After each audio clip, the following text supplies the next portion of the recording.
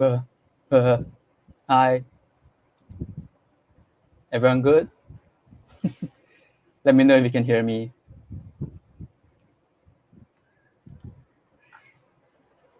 Hi, chat. Hi, chat. Nice, cool. So, hi everyone. So today is a live stream about the Scrapbook team. I know some of you guys are waiting for this. Yay! Nice. So cool. I can understand. I mean, and we all been going insane over Scrapbook for many instances. So, all right.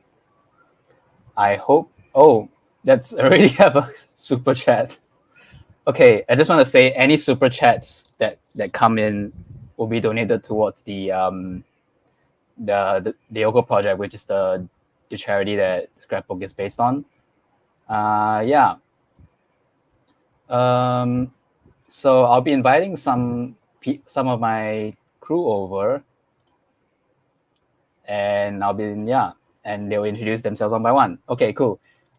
So first up is the voice of adult Scrapbook himself, Rich, also known as Big Ziti. Hello. You want? Yeah.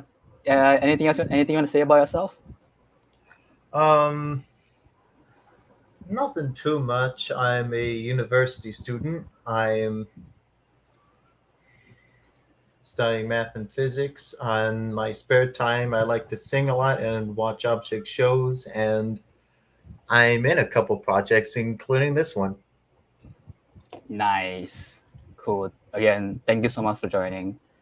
You're welcome. So yeah, next up, we have a lyrical wizard right here, and this is the voice of young Scrapbook, LiviCiabattery. Hello!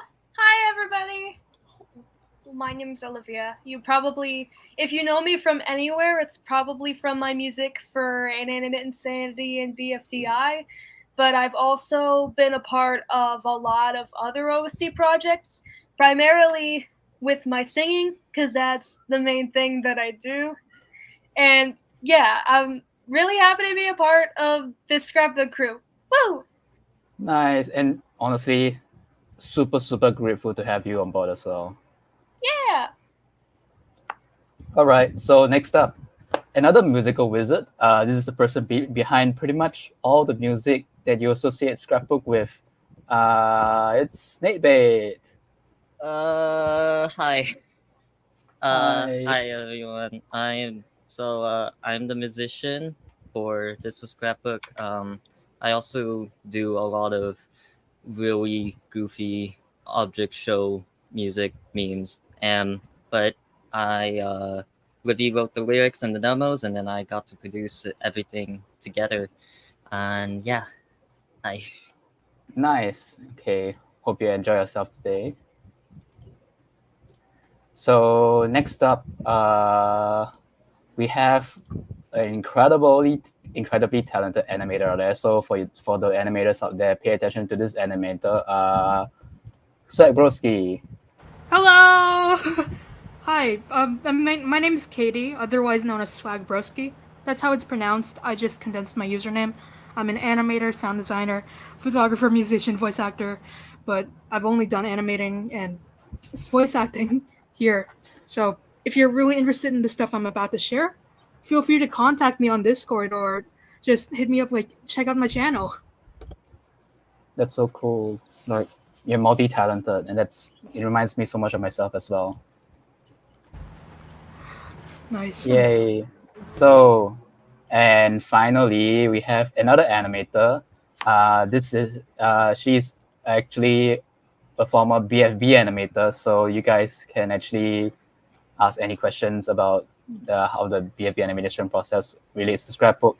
And if you believe it, she's the animator behind the flower dance in BFB, Bird Gang.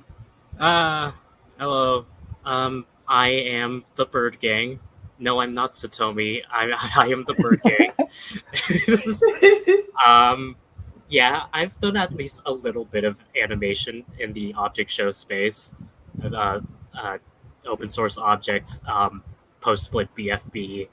Uh, yeah, I did indeed do the flower dance, and now I've also done animation for Scrapbook, and I'm honestly so honored to have been on this project. It feels good to be animating with objects still. That's cool. And again, really grateful to have you on board as well with us. Yes. Thank you. Yeah, hope everyone's doing well today. We'll be going. We have so much things to share, right, you guys? We got so much behind the scenes, so much Content the is stuff back. I that hope went it's not into too Scrapbook. much, or I hope I don't bring too much. We got the right you're amount of fine. content for y'all. Yeah, it's fine. Hope I As long as you don't guys can, as long as you guys can survive 2 hours of this, and it's good. All right. First off, I just want to showcase some fan arts, I guess. So while we look at this beautiful fan arts, I'll be looking through the chat and just answering any questions that you might have so far. So I'm going back to the top and see this. I've noticed I've gotten 3 super chats already, and someone super chatted $20. Okay, thank you so much. I need to find it again. So, thank you so much to the box that has hands for donating $19.99. Okay, again, all donations and super chats will go towards the Ochre Project, which is the charity that Scrapbook is behind. So, thank you so much for the donation. Okay, that's so many there's so many so far. Okay, I'm gonna try and see what else. Okay, yes, BHA is coming back. Hooray! But not so soon. Okay. We'll find out soon.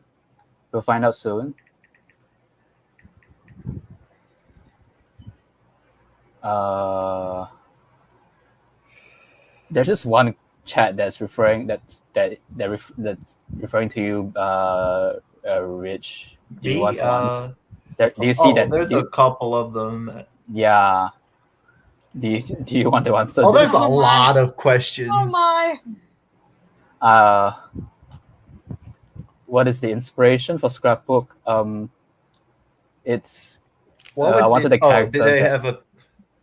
Huh? I think I found the. Do I have a crush on Kiri and Luke character? I don't know who those characters are. Yeah, I don't know either. Yeah, Scrapbook is pansexual, if you know this. And Scrapbook's inspiration is I wanted a character. I'll be talking more about this soon, but I wanted a character that represents growth and stuff. So there'll be more characters, pretty much. Scrap characters, yes. Not. I don't think old age kicks in that fast. And yes, once the charity thing is over, I'll be releasing all these on all the platforms. Why does Scrapbook have a lot? It's pretty much a representation of hiding your true self, and in order to be aligned with everyone else. Will we do a if you consider this a podcast, hey, there you go. Will we? That's a very good question. I hope so too. And maybe we hopefully get to see new stickers. Again, very thankful for the super chat. I don't think Scrapbook is that young. I don't think Scrapbook is Gen Alpha. Generation. Yeah, Scrapbook is not Gen Alpha. Scrapbook is squarely in Gen Z. Yep. All right. How does I'm gonna end? how does Scrapbook's mom looks like? If you've seen the first shot, you kind of know how she looks like. And yes, he has a sister.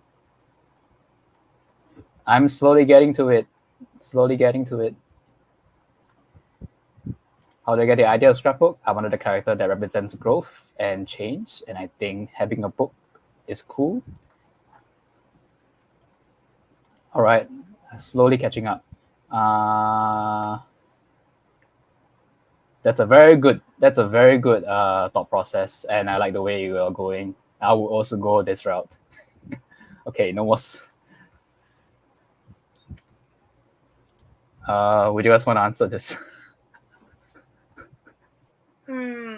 Shoot. It's All of the above. Okay, the answer is yes. I'm kind of agreeing. Yes. The answer is yes. Not applicable. Skip question. Well, I mean, I'm not sure about Sigma, but in terms of Alpha, I would assume it's whoever's the youngest in the group. Really? Does that mean that's Swagbski? I'm gonna be so honest. I don't even know what. Yeah, I don't know what these mean. We are all Gen Z, and we still don't know what that really means. We're out of touch. You're old. Kat, the question about the hydrangea sticker. Yeah, I'll be getting to it. Yeah. Indeed. So I'll be getting to it in my thing out in my section. So hooray!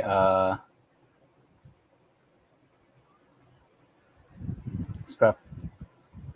Yes. I hope you get to see her someday. All these are very good questions that is very spoilery, but well. But yes, I'm trying to make more scrapbook videos at this point, so he's not going away. The music video took around like a year and a half to make. What's everyone's pronouns? I'm he, they.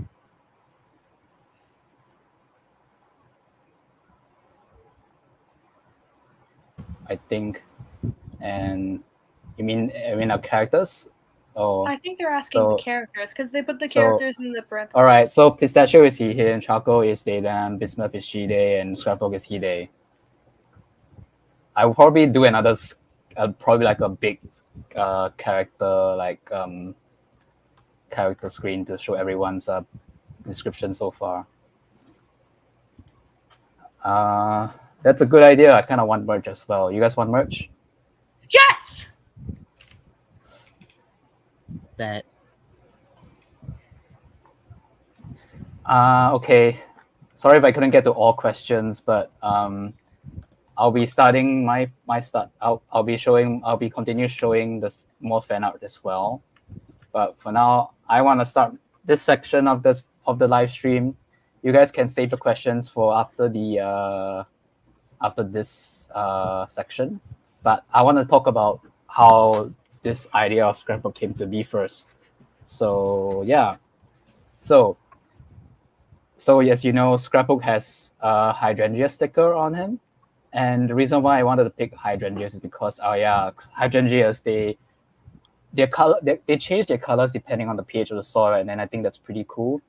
And because hydrangeas are a plant, they grow, and that kind of like emphasizes that whole idea of we all grow, and I think we all change, and I think plants is a good kind of thing to start with. And by the way, the picture you see on the left, that's actually taken right outside the BFDI and I tour venue. So what a coincidence. This just happens that hydrangea is just outside the venue itself. So we're so exciting to see. So yeah. And the reason, but when I was discussing this with Colorful, who is the other character designer we have, she suggested having it be a book, because books you can like add stuff in them and tear pages out, which is like, ooh, you get to have the idea of adding and blocking memories. And I think that's really symbolic in terms of designing this kind of character. And books got really popular because of Twal and Ewal. You guys know Twal and Ewal, right? I think book owners are pretty popular, so I think it's I gonna be was cool. in We have a 12. book. Ooh, you were in 12, and you guys are in Ewal, right? I I'm am in in Ewell. EWOW.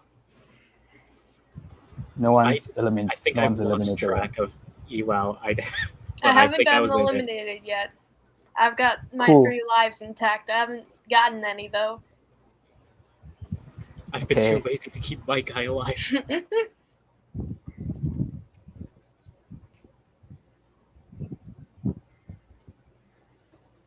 So yeah, and why not? So it's idea of why not put hydrangeas and books together? You know, I'm just combining these separate paths. You know, This is a rough. it's a simple compromise. Too much to ask. No, it's not. All right, cool. So again, big thanks Decisions to weren't so Colorful. easy. And Yeah. So this was where the idea of Scrapbook came to be. So this was the earliest concept art of Scrapbook done in July of 2022, and yeah, Colorful was like coming up with the original designs of Scrapbook, and then I took this design and made my own version of it. Scrapbook was originally made portrait, but yeah, I realized actually a lot of scrapbooks are actually in landscape position. So this was the final design that we came up with in October. Oh, we got super chat. So we got a $5. I guess that's a Romanian currency. Thanks you so much, Ride Ocean. All right. And because I wanted this to emphasize like growth. This is where Scrapbook's many stages comes in. Like, yeah, I have the idea of making Scrapbook like hide his photos and wear the bracelet. It all came from it was originally back in Colorful's original design as well. So I love that. I love all of the elements that came into the final design as well, and as well his glitch eye face as well. You know, just kind of rewrite the overarching theme across all the characters in this series so far. So again, also yeah, please don't spam anything in the chat. That will probably give you a big timeout. So yeah. So from that concept art, I made a 3D model of Scrapbook. So you might be wondering why I'm taking all these screenshots of Scrapbook with all these angles. And there's a reason why that's the case, because I can put all of the before I show that, I also did the same for the other like Scrapbook phases as well.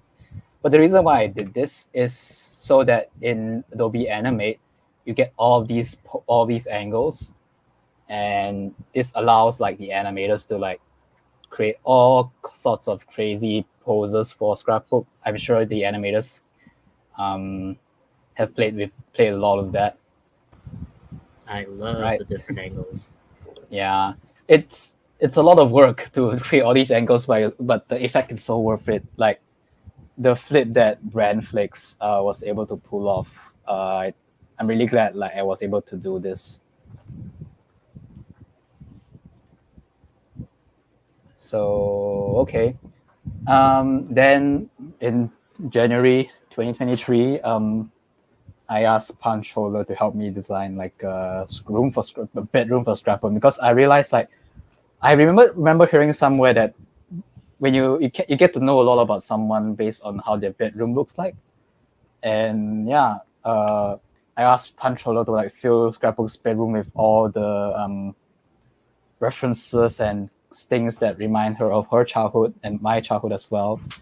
See if you guys can identify any references in here. So yeah, I love EFAR as well, so please read EFAR. It's really cool. It's really cool. Like, if you guys like one, you probably like Escape from Abject Reality, which is Punch Holler's object comic. And yeah, it's an object comic, so not so common in the object show community, but object comics are pretty cool as well. You get to explore a medium that's not very seen that often, and you get more, I guess, more freedom in terms of like designing like backgrounds and stuff. So in short one, when Scrapbook is panning the camera, I actually designed the backgrounds for this back in Minecraft. So I noticed a lot of like object show creators like actually design their backgrounds in Minecraft. So I thought I'd do the same here. And once that's done, I actually gave this 360 background to Miss Bonia, who is another artist in the OSD. And I asked her to like, paint over it and just come up with something cool. And I think she did a really great job. So okay, so now we get to Scrapbook's mom and grandma. By the way, Scrapbook's mom and grandma have names. The names are Binder and Tome. So back in the original Scrap concept art, I had this idea for Scrapbook's mom to be some kind of office worker, like a managerial position. And so the original concept is that she was a stack of Post-it notes, and Scrapbook's grandma is a leather-bound book because, you know, it's more antique and stuff. And then NightmareKnoxie went on to build on top of that original concept and explored many different elements as well. And from that, I picked some of the best elements and combined them into the final character design you see in the bottom. Yeah, again, super grateful of the our character designers right here. So when it came to releasing short one, it just so happens to be near April Fool's Day. So I just thought, maybe I can pull off like a Scrapbook takeover of the channel. And yeah, that's when Scrapbook basically took over my channel, and I just ran with it. I even changed the banner as well to make it look like, this is a very simple channel. It's a very innocent looking kind of personality we have right here. And that's kind of what young Scrapbook is pretty much about. I didn't change the name because I don't think YouTube allows me to change the name, but this is just me playing with inspect element. And throughout as Scrapbook ages throughout the different shorts, I was actually able to change the profile picture like a couple of times. So the one I see on the right is currently the profile picture you see right now on my channel, which is basically pretty much fully grown Scrapbook.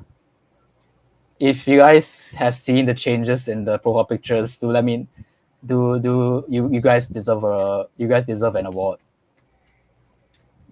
So okay, now when it comes to short 2, this is the one where Scrapbook talks about his favorite show. I actually wanted to have Scrapbook. From the start, I wanted Scrapbook to have like a running scene where he walks through his neighborhood and run back to the school. And I drew a rough map of the map itself. And yeah, then I went ahead and designed some buildings in Minecraft. So if you guys recognize some of the buildings we have here, we have a new super chat. Thank you, show, for $5. Remixes of the song allowed? Nee, are they allowed? Well, I would love remixes. Please remix everything. Yes. Please. Yes, Please. please. Yes. Yes, See them, I see will. them. I will enjoy the content. I don't will know why I love said and it like that, cherish but it forever. I'd be hyped. It'd be Yes. funny. So you have our 110% permission to do so. So can't wait to see your remixes. So yeah, the buildings in the Minecraft world were kind of inspired by a couple of things. Like, so the school was inspired by the Fairly Odd Parents elementary school. Fairly Odd Parents. and the houses in the short were actually inspired by a Lego house that I grew up with. I think it's called the Apple Tree House. Yeah. So again, inspired by my childhood, these are things that I added into the Minecraft world. And Colorful went on and added more details into the houses, things which I would never really had the passion, not the passion, like the skill to do. So I'm really grateful for Colorful for like adding small little details to each of the houses. I can see Colorful added like a small little farm, in one of the houses, and some with like a fence, like a bigger fence. So yeah, like really grateful for Colorful in that department. So I was also timing how far the run and the walk would go, and these were like the notes to help me keep track of it. Again, I put a lot of hard work into this. Glitters. I know you guys like glitters, so I wanted Scrapbook to have a friend in short too that kind of complements Scrapbook in a way. So what do you put in a Scrapbook? Okay, glitters. So this is where glitters comes in, and Livy was one of the first to actually come up with like a design for glitters, and again, Knoxie went on and built on top of that, and I have actually combined some of the elements of the two that I like into the final design. Does Livy want to talk about anything about the early design? Yes, well, if you've seen any of my characters, you'd probably know that I like giving objects hair that isn't necessarily hair. Like, I kind of wanted to run with the idea of the glitter being kind of like this punkish kind of look, like how it's covering the eye. I thought that was something really interesting, and I'm glad it was incorporated to the design in the way that it was, because it looks really awesome. Yeah, again, thank you so much for the original design, which helped Knoxie to basically build on top of it. So yay, we got the latest cosplay in the short where we get to see Scrapbook go to a convention. So yeah, I wanted glitters to be in some kind of cosplay, and I think a lot of you guys went for like anime magical girl for her, because I think that fits really well. Yeah, you want to talk about it, Livy? Well, mine was just my personal inspirations from my childhood. I was really into Pretty Cure anime as a kid, so I thought it would be cool to incorporate that into the design. And then Noxie and Colorful, I think, did other versions, and then it became the Himizuki cosplay.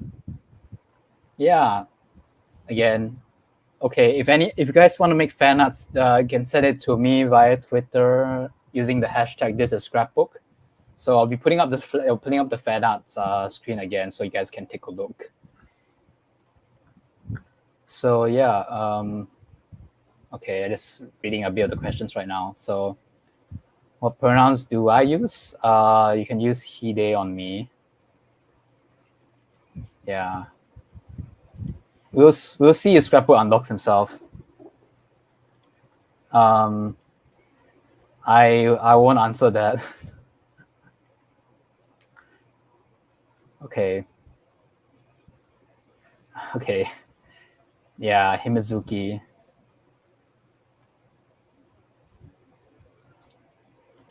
How did I feel when I started my channel? Nothing much. I just wanted to like make videos because I think that's really cool. Okay, coming back to this. So for the convention, I wanted to come up with like booths, because that's normally in an artist convention there is like a artist alley, and I asked Colorful if she could help me design some booth designs. So I think she did a really good job. One of the really cool things about the booths that she designed is that she actually helped make a lot of the booths accessible for objects of different sizes. Like if you see like some of the booths, there are some benches in there, some of the benches, so that shorter objects can actually jump and take a look at the table itself. So, and some of them have a step. So makes it, when you kind of consider like objects of different sizes, you kind of have to consider all of this in play when you come to design these kind of, because when you have all these elements in, it's good to have like representation for objects of different sizes. Okay, so we wanted to have a little fun, and we wanted to play on My Little Pony, but we wanted to do instead My Limping Peacocks, and so it became like a fun little side thing that the team and I went with. So Colorful was actually very enjoying the idea of designing fun little colorful peacocks. You can see there is a Twilight peacock, a Rainbow Dash peacock, and a Fluttershy peacock. And the one on the top left is supposedly Scarlet Overkill from I started that inside joke. It's Oh my a God. Scarlet Overkill peacock. So yeah, Scarlet Overkill from the first the Minions movie. The first Minions movie, yeah. And we have the Bird Gang running away with the idea and making going on with. Wait. I originally like saw the red and black peacock. It reminded me of Scarlet Overkill. I sent the image over. So I started the inside joke. So you were the one that started the. Okay. I was the one who started that sort of inside joke. Oh, all right. So yeah, it just so happens I'm not that sure what that peacock is actually supposed to be. I think Colorful just wanted to design a peacock that's edgy, and that's fair. What I think is funny is that, like the earlier background, we see like a Fluttershy plush, which kind of implies that both My Little Pony and My Limping Peacock exist within the same universe here. It's like that one Gumball episode where they have the copycats. Yeah. It's like they copy one another. For real. Didn't J&J also be like aware of MLP's existence or like the show? Yeah, I think Carrie in his most recent Humani video, like one of his most recent Humani videos, he actually referenced like cutie marks. So I think that he definitely watches MLP at some point. That I didn't know, actually. That's funny. Yeah, I did not know that either. I swear, like every single person in this except me have watched My Little Pony, and I think that's a sign to get started watching it. It's much darker than you would think, and it has so much substance, like Generation 4, honestly. That's right. Yeah, Generation 4 was cool. The I'll object DM you show after. community MLP fandom super collision is imminent, and there's no escape. I know. And I feel responsible for a lot of the damage. Thank you, Kat. Yeah, you're welcome. Single-handedly combined the fandoms. I don't know what's with me. I keep combining things, you know. What if we can combine these separate fandoms? I do that too. It's so beautiful when all my interests come together into one thing. Yeah, so once the concept for the booths are in, I went to 3D model them. So you can see on the left is the My Limping Peacock booth. And I even drew up little like peacock models down here. And you have on the front a kind of artist booth where you can see all these are actually characters from Campa's show, I think.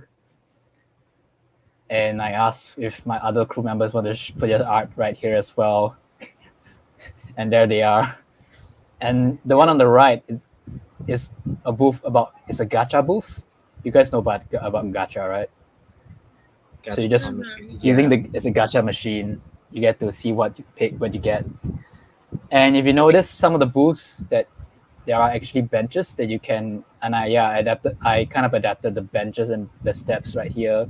The one on the right, I have a table that has, I have 2 tables of different heights, so that it caters to those objects of different sizes as well. I think specifically for like the drawings that Campa did over there, I think they're based off like they're like object versions of VTubers or something. I don't know much about VTubers, but like, I don't know much of VTubers as well, but I think Campa adapts most of these characters for like from VTubers. Based and awesome. So yep, I designed 10 booths, 10 all unique booths. So for Scrapbook to run in, you only get to see most of these booths for like 2 seconds at most, and yeah. So now I'm just showcasing them one by one, showcasing them all in its glory. So if you noticed, in the short, Bird was able to design a lot of characters in the background. I'm not sure if Bird has his own section to talk about it, but if Bird wants to share something, I was going to do a segment on that. But, okay, should we save it for that? I guess so. Yeah. All right. But like, so yeah, there's there's stuff I want to say about these object characters I put into the background of this one short. Yeah. All right. We'll have Bird get to talking about it later on. So we get to Cam. So Livy was one of the first to help design a concept for Cam, and I really like the idea of the eye having right in the lens itself, because our eyes are pretty much like cameras as well. We have a lens, and I took that concept and put it into a different camera. If you guys know about Instax cameras, this is not sponsored, by the way. I wanted to integrate that into Cam's design, and instead of having it just be a plain like turquoise teal color, I wanted to add like some other secondary element that makes them a bit more appealing. The racing stripe. Cam is colored like Minty from My Little Pony. Yeah. Again, oh my gosh, more MLP references. I'll get the questions right after this section, so don't worry about it. You guys can save your questions for later on. I'll be answering them once I finish this section. So yeah. So once everything for short 3 is kind of settled, I put them all into Blender and started learning Blender, because I have not used Blender before, and I've just picked up learning Blender just to do this short. So hope you guys are happy with the 3D scenes. So cool. Okay, so then here's another 3D scene where I have like the character sit on top of a mattress a bit, and you guys will not know the amount of coding that I've done behind the scenes right here. So if you notice, like, you have I created a mattress that actually responds to the depressions of different balls. So if you move the balls like up and down, you actually form different size depressions on the mattress. So it's kind of overkill, but I wanted to do something cool with it, so I just did this. And you get to you can also move the depressions around the mattress as well. So again, this is something you only see for like a few seconds, and it's only still, but I feel like doing something like this is kind of cool. Yeah, if you move them, mattress simulation goes hard. Mattress simulation. Yeah, if you guys, yeah, it's overkill, and I didn't have to go this far, but I just wanted to do something. Just wanted to do this. So now we get to Scrapbook's desk. So because we do see Scrapbook grow up and change around a bit. We see him using different devices as he grows up, and his wall basically grows in posters. I guess you can tell like how old Scrapbook is just by the number of posters there are on the wall. So I had this idea of Scrapbook in the beginning, starting off with his first Skyphone. So we can see in the top left, you see Scrapbook's first Skyphone, and you see Scrapbook putting on posters on the table. Then once he gets to this point, he gets his first Chromebook.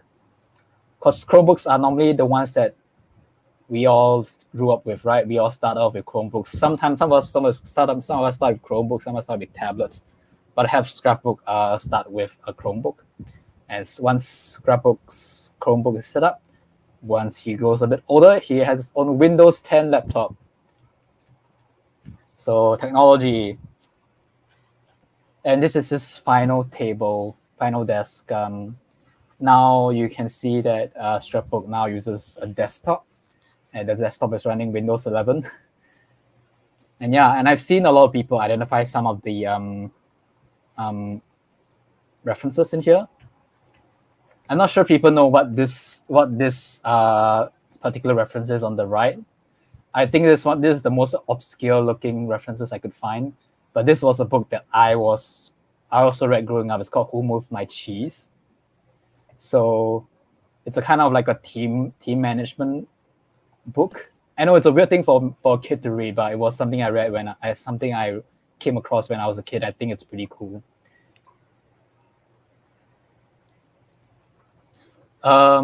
So another overkill thing I did was I recreated a Facebook interface that is supposedly done in an old iPhone. So what I did was I recreated it in HTML and JavaScript, and that kind of just and it allows me to like type whatever I want into whatever I want, and then it types for me. Again, really overkill, and I hope it's all worth it because I think the scene, it's kind of really nice to see. Yeah, you can pretty much type anything you want in. According to all known laws of aviation, there is no way a bee should be able to fly. Yeah, the keyboard responds according to the text I read. I think that's pretty cool. Hecking love programming. Yeah, I can't help myself. So, and this is the same thing I did for like the scene where Scrapbook sings "Look all around us," and it's this world of like nodes. They have this is supposed to represent like the internet. So I can actually change the number of nodes that are happening on screen, how big the whole structure is, and how fast these things go. And again, really overkill, but I really like doing this sometimes. As you can see. Yeah. You can customize it all and stuff. Maybe one day I'll release these to the public for you guys to play around as well. If you guys want to play around with these, just let me know. Again, I'll get the questions right after this, but I'm pretty much near the end right now. And lastly, I want to show like drawings that I asked like K12XD to do. K12XD is another popular object show artist. So for the music video, I actually gave them some like basic animatic drawings, and I wanted them to like build on top of it. And I guess I really like the results because, yeah, I think they did a really good job. So it's kind of the message behind like Scrapbook is always be kind to your inner child, because I have kind of been obsessed by the idea of your inner child, and I just find it so cool that a lot of us just kind of don't take care of them once we grow up, and I think that's kind of sad. So when you grow up, just don't forget of who you were as a kid, because I think they will really appreciate it. And don't forget why you wanted to grow up in the first place. Yeah, your inner child is part of you. So I think it's only fair to take care of them when you grow up. All right, I think that's the end from my segment. I'll be showing more fan arts. I'll showing more fan arts again, but for this time, please ask any questions you have. I'm free to answer questions right now. If you guys have any questions.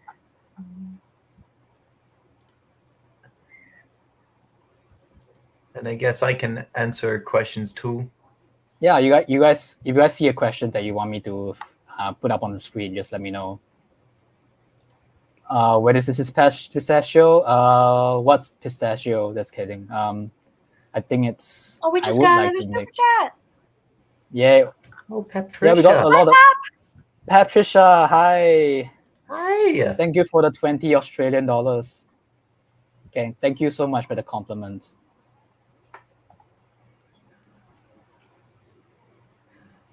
Are we ever going to see glitters again? I hope so.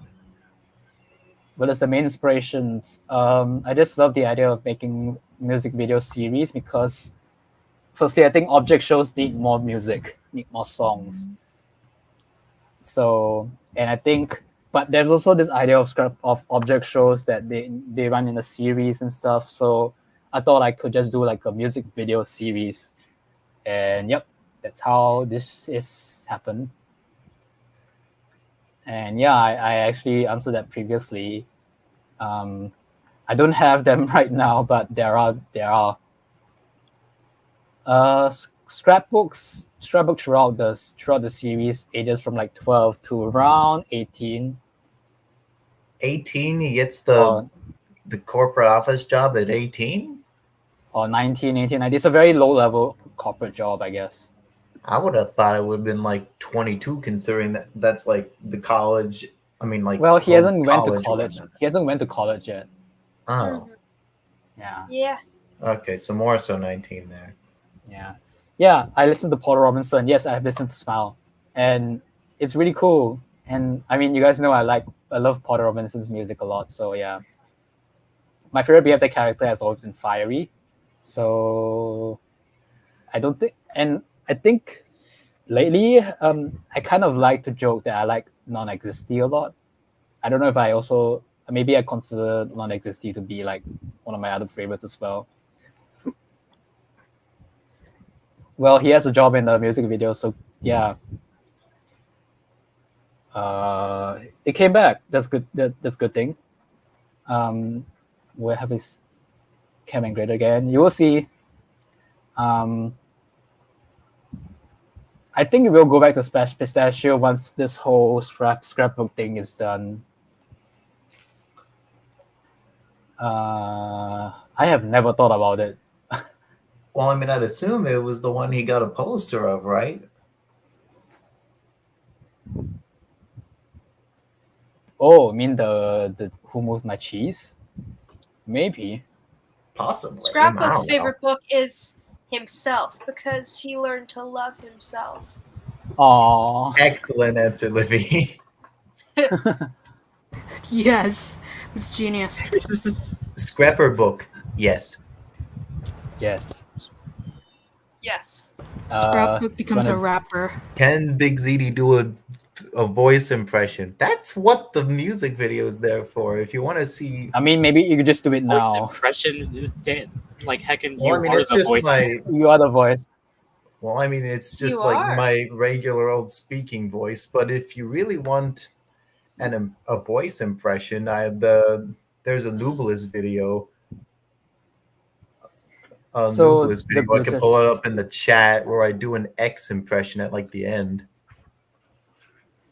So the glitches symbolize like your inability to really be there. I guess you can say it's a bit of dissociation because you just kind of feel out of it because you just got struck with the realization that, oh no, what is my life now? You know, it kind of blinds you from what you are seeing in reality. And I think that's what the glitches symbolizes, to me at least. And I think that's a common theme across most of our characters when they come to a realization that they're not themselves anymore. Yes. Each short takes about a few months. Again, because we all have school and all have jobs to do. So does he have a uncle, aunt? I never thought about it.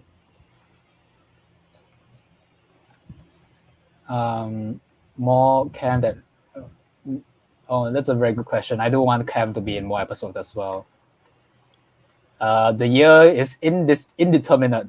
It's but he's Gen Z. He's pansexual. If you want to, if you guys know, yeah. Plushies. If you guys scream hard enough, maybe I will consider. It would be cool though. Make an actual book. If Scrapbook ever gonna Rich. say, take that back and put it where you stick it? I mean, I guess he just said it, so.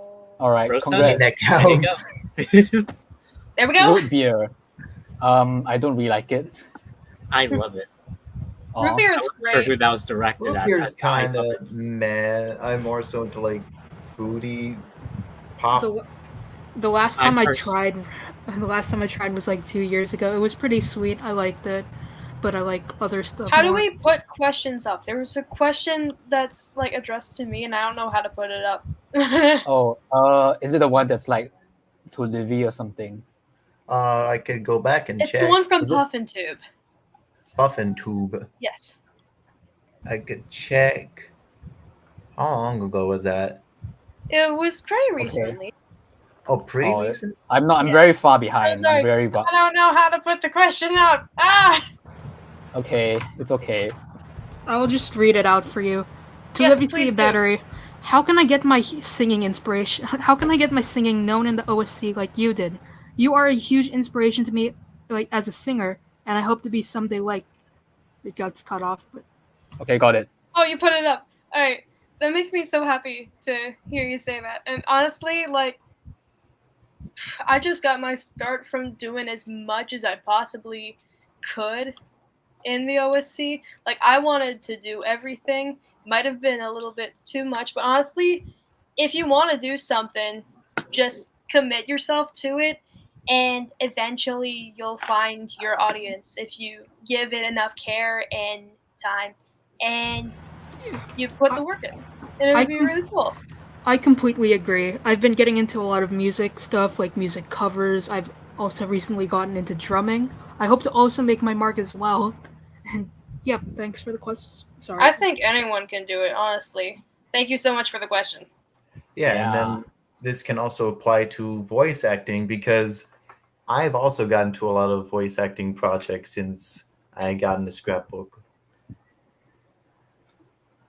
If you Really want to do something, inspiring. don't let nobody stop you from doing it. I'm putting up a different page of fan arts right now. So,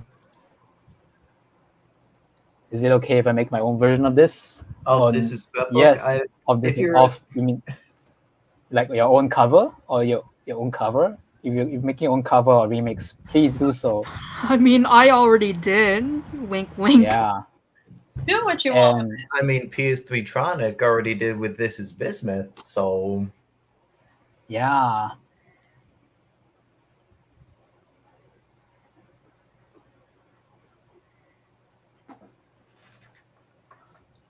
Okay.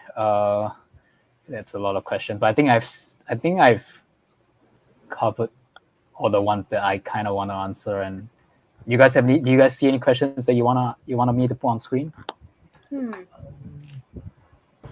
there's one that said, "What happened to Scrapbook's bullies?" Okay, I Aw. want to just say something. Ah, Did y'all see that animation NightmareKnoxie made, the Bully Busters? The bully Oh. posters. Aw, let's just say all the bullies have been busted. yay! Whatever that implies, that's for you to find out. If you're a bully, you'll find out where the other bullies went as well. They'll get you too. There's no escape. They'll knock off your socks. Yeah. So in the music video, young Scrapbook is seen on screen of iMac G3. I love that you identified it as an iMac. Where did Scrapbook access connect with this? Okay, if you see the music video, the part of that music video was basically him in some kind of dream world where he gets to meet Bismuth, because that whole sequence is all in his like in his head. I really implied that. Not implied. I thought, like, I interpreted that dream state to be because he got those glitch eyes. It would just be like that. It would be him transporting it. Well, I just thought, because he had the dream IMAX eyes. stuff makes sense because like there was quite a couple in my school, and I was born in 2004. Yeah, and I remember seeing IMAX when I grew up as well. Like not the very first IMAX, but like those like it is Like those the color are ones. those fat ones, the ones with the CRT displays. Yeah, they have a big one. I don't know if it's a 360-degree one, but they have a really big auditorium down here. Where I'm from, yeah. Oh, you have another super chat by Milky. Thanks for the Okay, thank you. thanks for the 990 Malaysian ringgit.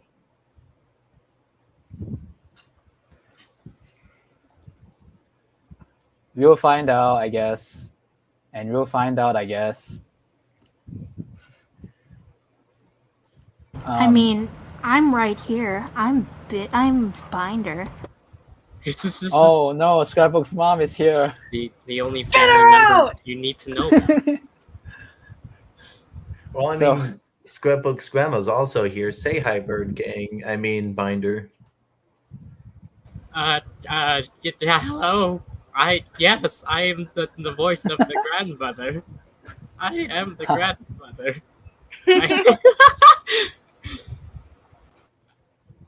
My favorite song is Antonym by Violet Pony and Shelter by Porter Robinson. Oh, Violet Pony mentioned yet. Main inspiration. Do you have any inspirations other than the pitch Bible that I gave you? Oh shoot, that's a me question. Man, I don't know. I just kind of like, it varies based on the verses. Like the first verse, I wanted to incorporate some of that like internet kind of stuff, and to the lyrics, I wanted to have it be like a progression from naivete and childlike wonder to groundedness and attempting to like just hide away that side of yourself that you don't think is valuable anymore. But honestly, I loved writing the lyrics. It's such a great story. I was mostly going off of the pitch Bible that Kat gave, and it's just phenomenal. Okay, I think that's enough questions for now. There's simply too many of them. But okay, but for now, Rich, do you want to share your things you want? Yeah, let me just pull it up real quick. It may take a bit. Please be Olivia, do you want to share yours first? Oh wait, I think I got it. Okay, cool. Let me just see. Video in question. Okay, got it. Okay, this is just like all of the like various audios that I've like put out to provide with to Kat. The first one is the audition tape that I put out because he sent out a tweet saying, "Hey, I'm looking for singers," and then we went back and forth. I was trying to find whatever songs I was doing in my university chorus, and one of them was "Wanting Memories" by Isai Barnwell. I hope I'm pronouncing that correctly. And this is one of the things that this is one of the audition tapes that I sent out. I am sitting here wanting memories to teach me to see the beauty in the world through my own eyes. Yes, I am sitting here wanting memories to teach me to see the beauty in the world through my own eyes. You used to rock me in the cradle of your arms. You said you'd hold me till the pains of life were gone. You said you'd comfort me in times like these, and now I need you, and now I need you, and you are gone.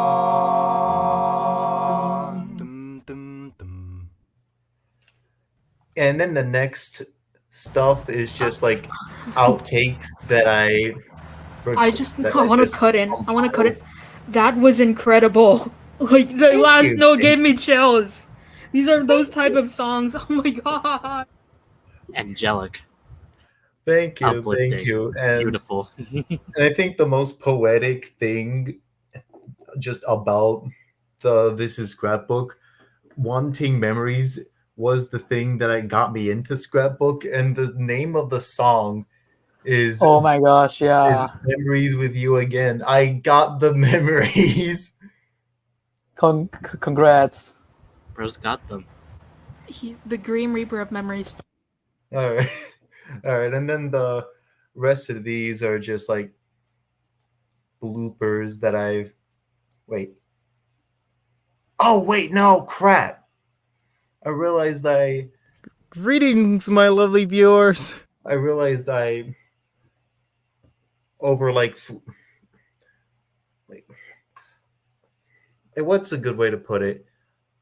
I accidentally made the video extra long with just the black image. So once there's no text on there, I'll stop the video. I mean, I did notice that. It's fine. Once the video reaches, and you can just let me know. All right. Sorry, it's been a while since my last vid. Woohoo! Greetings, my lovely viewers. Greetings, my. Stop! She's cosplaying as the main character from her favorite anime, Hizumuki. And this is Glitter's friend, Cam. Shut up. Oh, that's my mom. Oh my gosh, do you so mind the... Oh my gosh, you're so Oh yes, let's do it. I'm gonna say goodbye to my nephew viewer. Crap. I'm gonna say goodbye to my nephew viewer. God, that's the second time. Christ. So guys, thank you so much for coming along with me for my very first experience at a convention, and for continuing to support my stuff for so many years. And I'd like to make new memories with all of you. So guys, thank you for coming along with me in my very first experience at a convention, and for continuing to put some... This is a long line! A lot of things have happened, but I finally graduated, but it's been time for me to... Wait, no, I messed that up. A lot of things have happened, but I finally graduated, and it's time to move toward the next... Shit, I messed up again. Every time I bring up my NetTube channel... So, I've been applying to interviews... Wait, no. Mom always did say... Shut up, Team Snapchat. Has a life become this? Everywhere I've been reminds me of the... I was right! What? Hey there, Ah, come on. Everywhere I've been reminds me of the things I've done in my past. Everywhere I've been... I think this part of the thing, I remember this. I recorded this with the wrong, you know how in Audacity you have you can set which microphone you can choose? Yes. So for context, Oh, I was No. recording this in my mother's closet, and so I have this microphone. If you want a good microphone, Mackie is a really good brand. And the microphone that I used to record this was a Mackie EM USB. And they normally price it around $80, but sometimes they'll do like discounts. So they have it like $60 at times. So if you ever want a microphone, that's your microphone of choice. But for this sort of situation, I forgot to switch it to that microphone. So for this portion, if you wonder why the audio is going to be like crappy for a bit, is because this was recording from like the computer mic, and I'd recorded for like I don't even know, like 10 minutes. So I had to like redo that whole thing with the USB mic. So back to more bloopers. That's pain. I know That the is feel. pain. We finally found a new spark away from inside. And no matter what they say about me, I'll do my best all the way till the end. 'Cause I had a stroke. Everywhere I've been reminds me of the things I've done in my past. Everywhere I go, I try to be my best self. Everything I've done reminds me childhood was not made to last. Could I be? Could I be? Could I be? Nah. The end.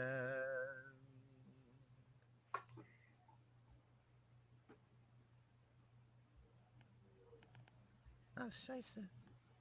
I don't need to. School is tough, there's so much preparation. I try my best and wish you were visiting. I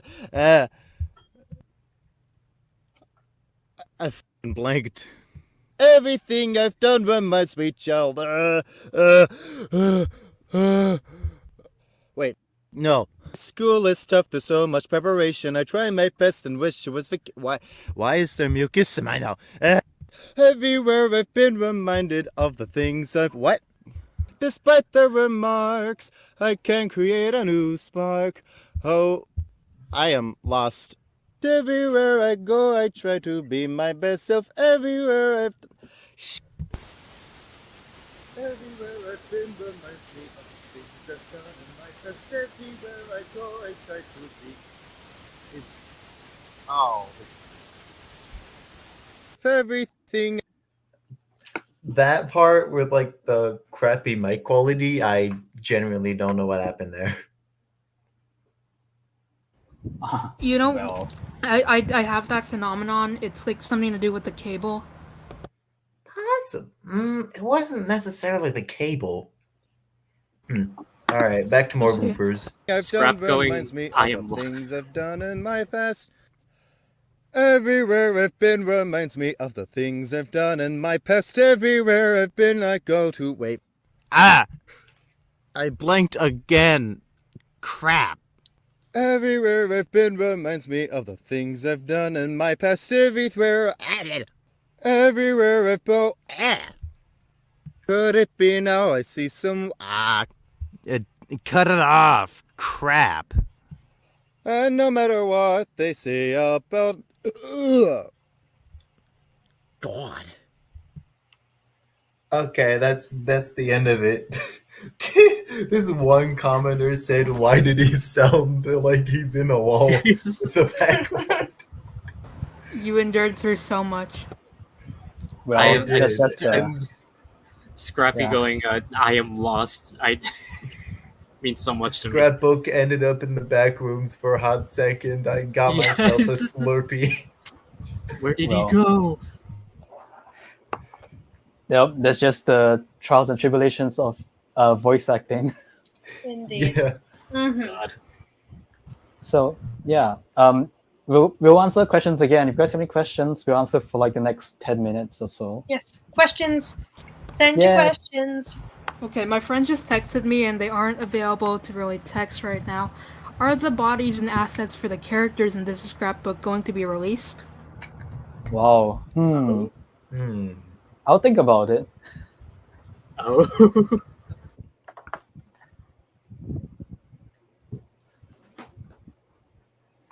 Funny. Yes, we will see more scrapbook, hopefully. If you guys want the scrapbook plush, just make some noise, I guess. Will there be more cam? I hope so. So scrapbook is pen. I think I shared one post before that glitters is non-binary and cam is trans. Yeah, the Pride Month post. Yeah. Yeah. Right, Cam goes by they them. Glitters Yeah. has sort of non-binary colors. Look at them. Can we see the background video? Bird will show them later on. Soon. Soon. Okay. Yes. That's not a question. What is this? That's not a question. Oh my god, Like all of us simultaneously. Oh, is that the We are all noise I being hear watched. in my room every night? Thank you, We're all Silvers, for the being 35,000 Indonesian rupiah. Ooh, that's a big number. And okay, so please don't advertise your stuff here, but thanks for the $2.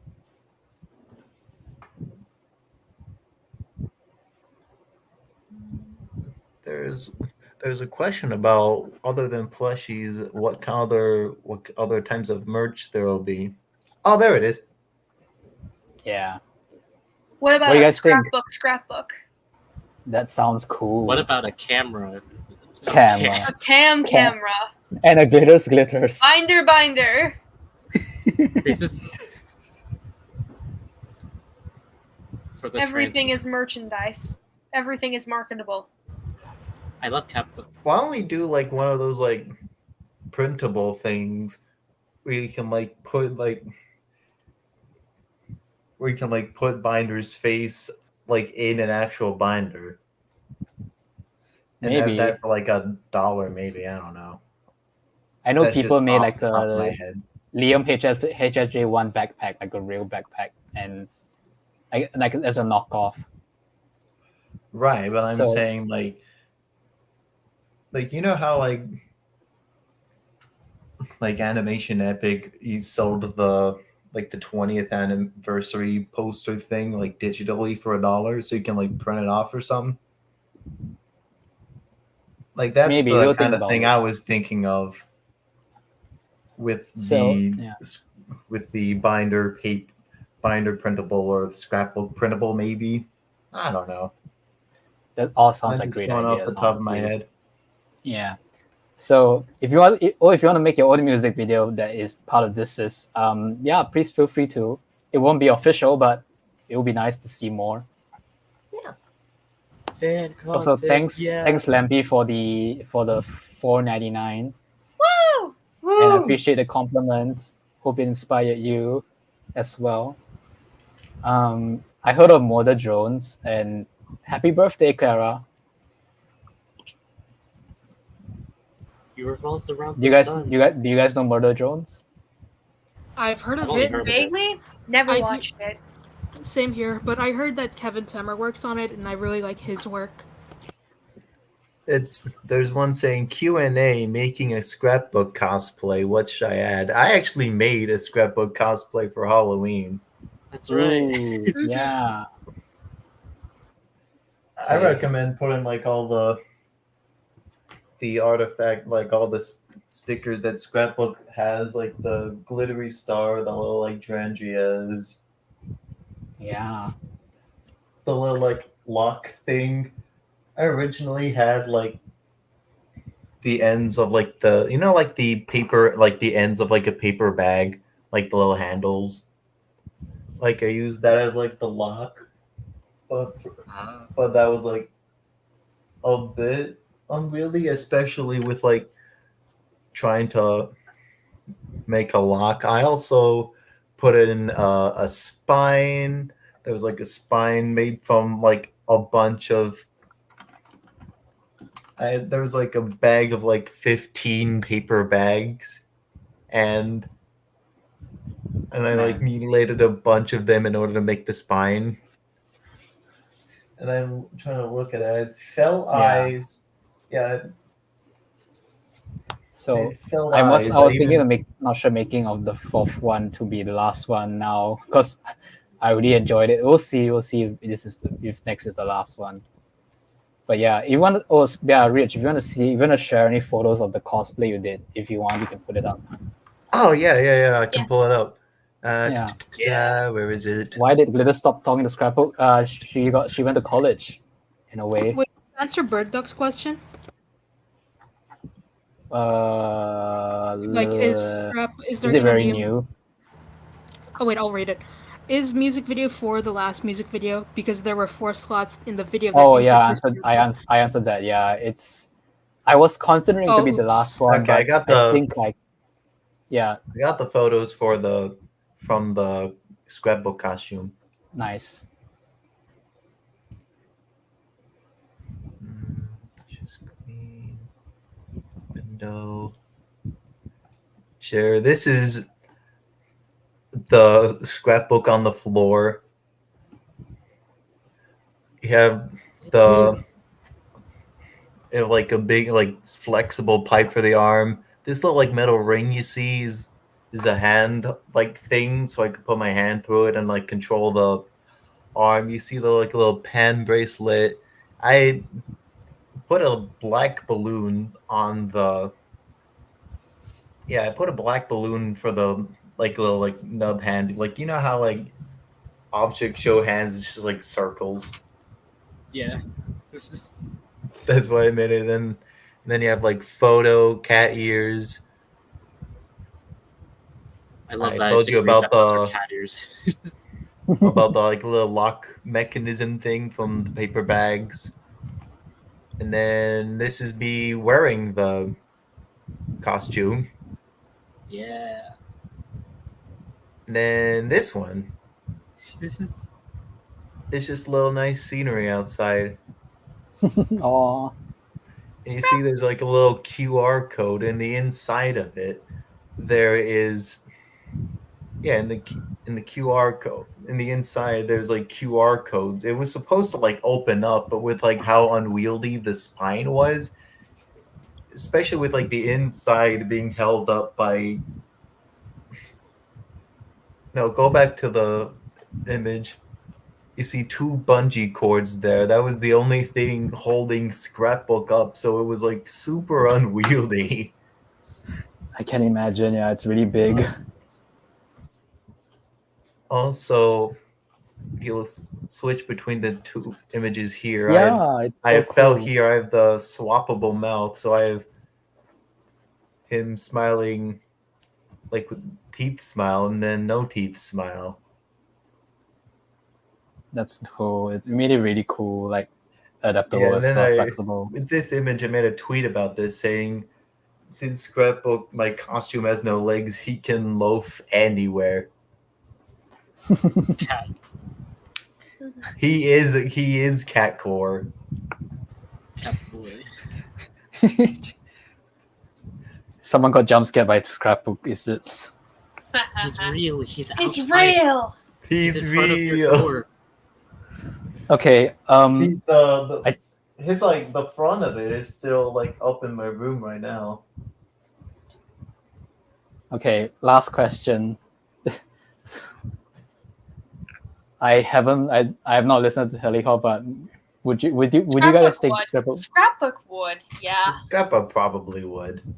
I mean, I'm not necessarily a big fan, but I have listened to Tally Hall before. Although the main introduction of him was like there's like a big playlist of videos. I don't know what videos it was. It's just like random videos, and one of them was like Tally Hall instructions, where like they go up to this person looking for just instructions, and then And like they're like the four people go, but it's like harmonizing in a major chord. I had canon that yeah, Scrapbook's D favorite sharp. Tally Hall song is Good Day. Good thing. Oh yeah. There was this guy. Because Like, ain't that the first line that he says in the shorts? oh, okay. I see. Okay. Also, it's just a Wait, banger. All right. Wait, I just want to say there was this guy spamming a question like, is there gonna be a part 2 to all of the This Is stories? Like Ooh. each individual character. That's a very good question. I would That love is to. a very good question. I will. Yeah, but no spoilers. No spoilers. Okay. Let's. We won't waste any more time. It's time to show Is what Livy has Scrapbook to a love share. of bread? I mean, it is a big headcanon across the community, not community, just the group that he does loaf on occasion. I think Miss Bonniart actually made a fan art of Scrapbook loafing once. Yeah. Oh yeah. Yeah. People say like Scrapbook is very loafable, and I agree because cats loaf, and Scrapbook is kind of like a cat. Cat boy. All right. Okay. Okay. But let's not waste any more time. Let Liv. You want to share your thing? All right, y'all. So, despite voicing younger Scrapbook, I did not have the bloopers, but you do get to listen to the first demo of the song. Woohoo! And you can read all the captions that I put in. Yeah. What a long intro. Yes, featuring me from January of 2023. Enjoy! Hello vlog, how are you today? Me, I'm doing great. I logged on this morning and the internet was my blank slate. I just love these memes and creations. Everything's up to my imagination. Chat Yes, and pay skins and attention. all this inspiration. I can't get enough of this. Look all around us. There's a world just waiting to be explored. It all surrounds us. Every turn a journey, every door a new adventure. I can't wait till I can see more. I'll work so hard and one day I will see my reward. We laugh and we cry. I never want to say bye. We're free and alive. I hope you see why I am so excited to be your friend. Cause I would like to make new memories with you again. Here we go. Verse 2. Hello, me. It's been a rough day, I guess you could say. Even though I tried my hardest, sometimes you lose anyway. School is tough, there's so much preparation. I try my best and wish it was vacation. Where's the fun? Where's imagination? Why? Pay attention Has life again. become this? Everywhere I've been reminds me of the things I've done in my past. Everywhere I go, I try to be my best self. Everything I've done reminds me childhood was That not was a made to singular last, 2/4 but bar. still I push on knowing there's still something else. Despite all these marks, I can create a new spark. Away from the life I've been trapped in, and I need to believe that this time will end. Cause I would like to make new memories with you again.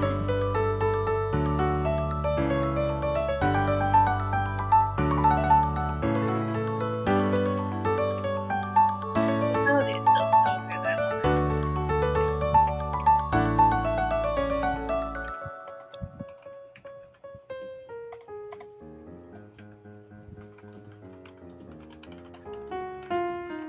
Why am I such a screw up? They told me to dream big, but now my dreams are used up. A life spent dreaming all alone, staring at a screen or talking to a phone. What do we do now? And why can't I just leave this behind? Dreams and stories paid my way, but I can't go another day. Held back by all this stupid shit that I used to do. Why can't I just get rid of you?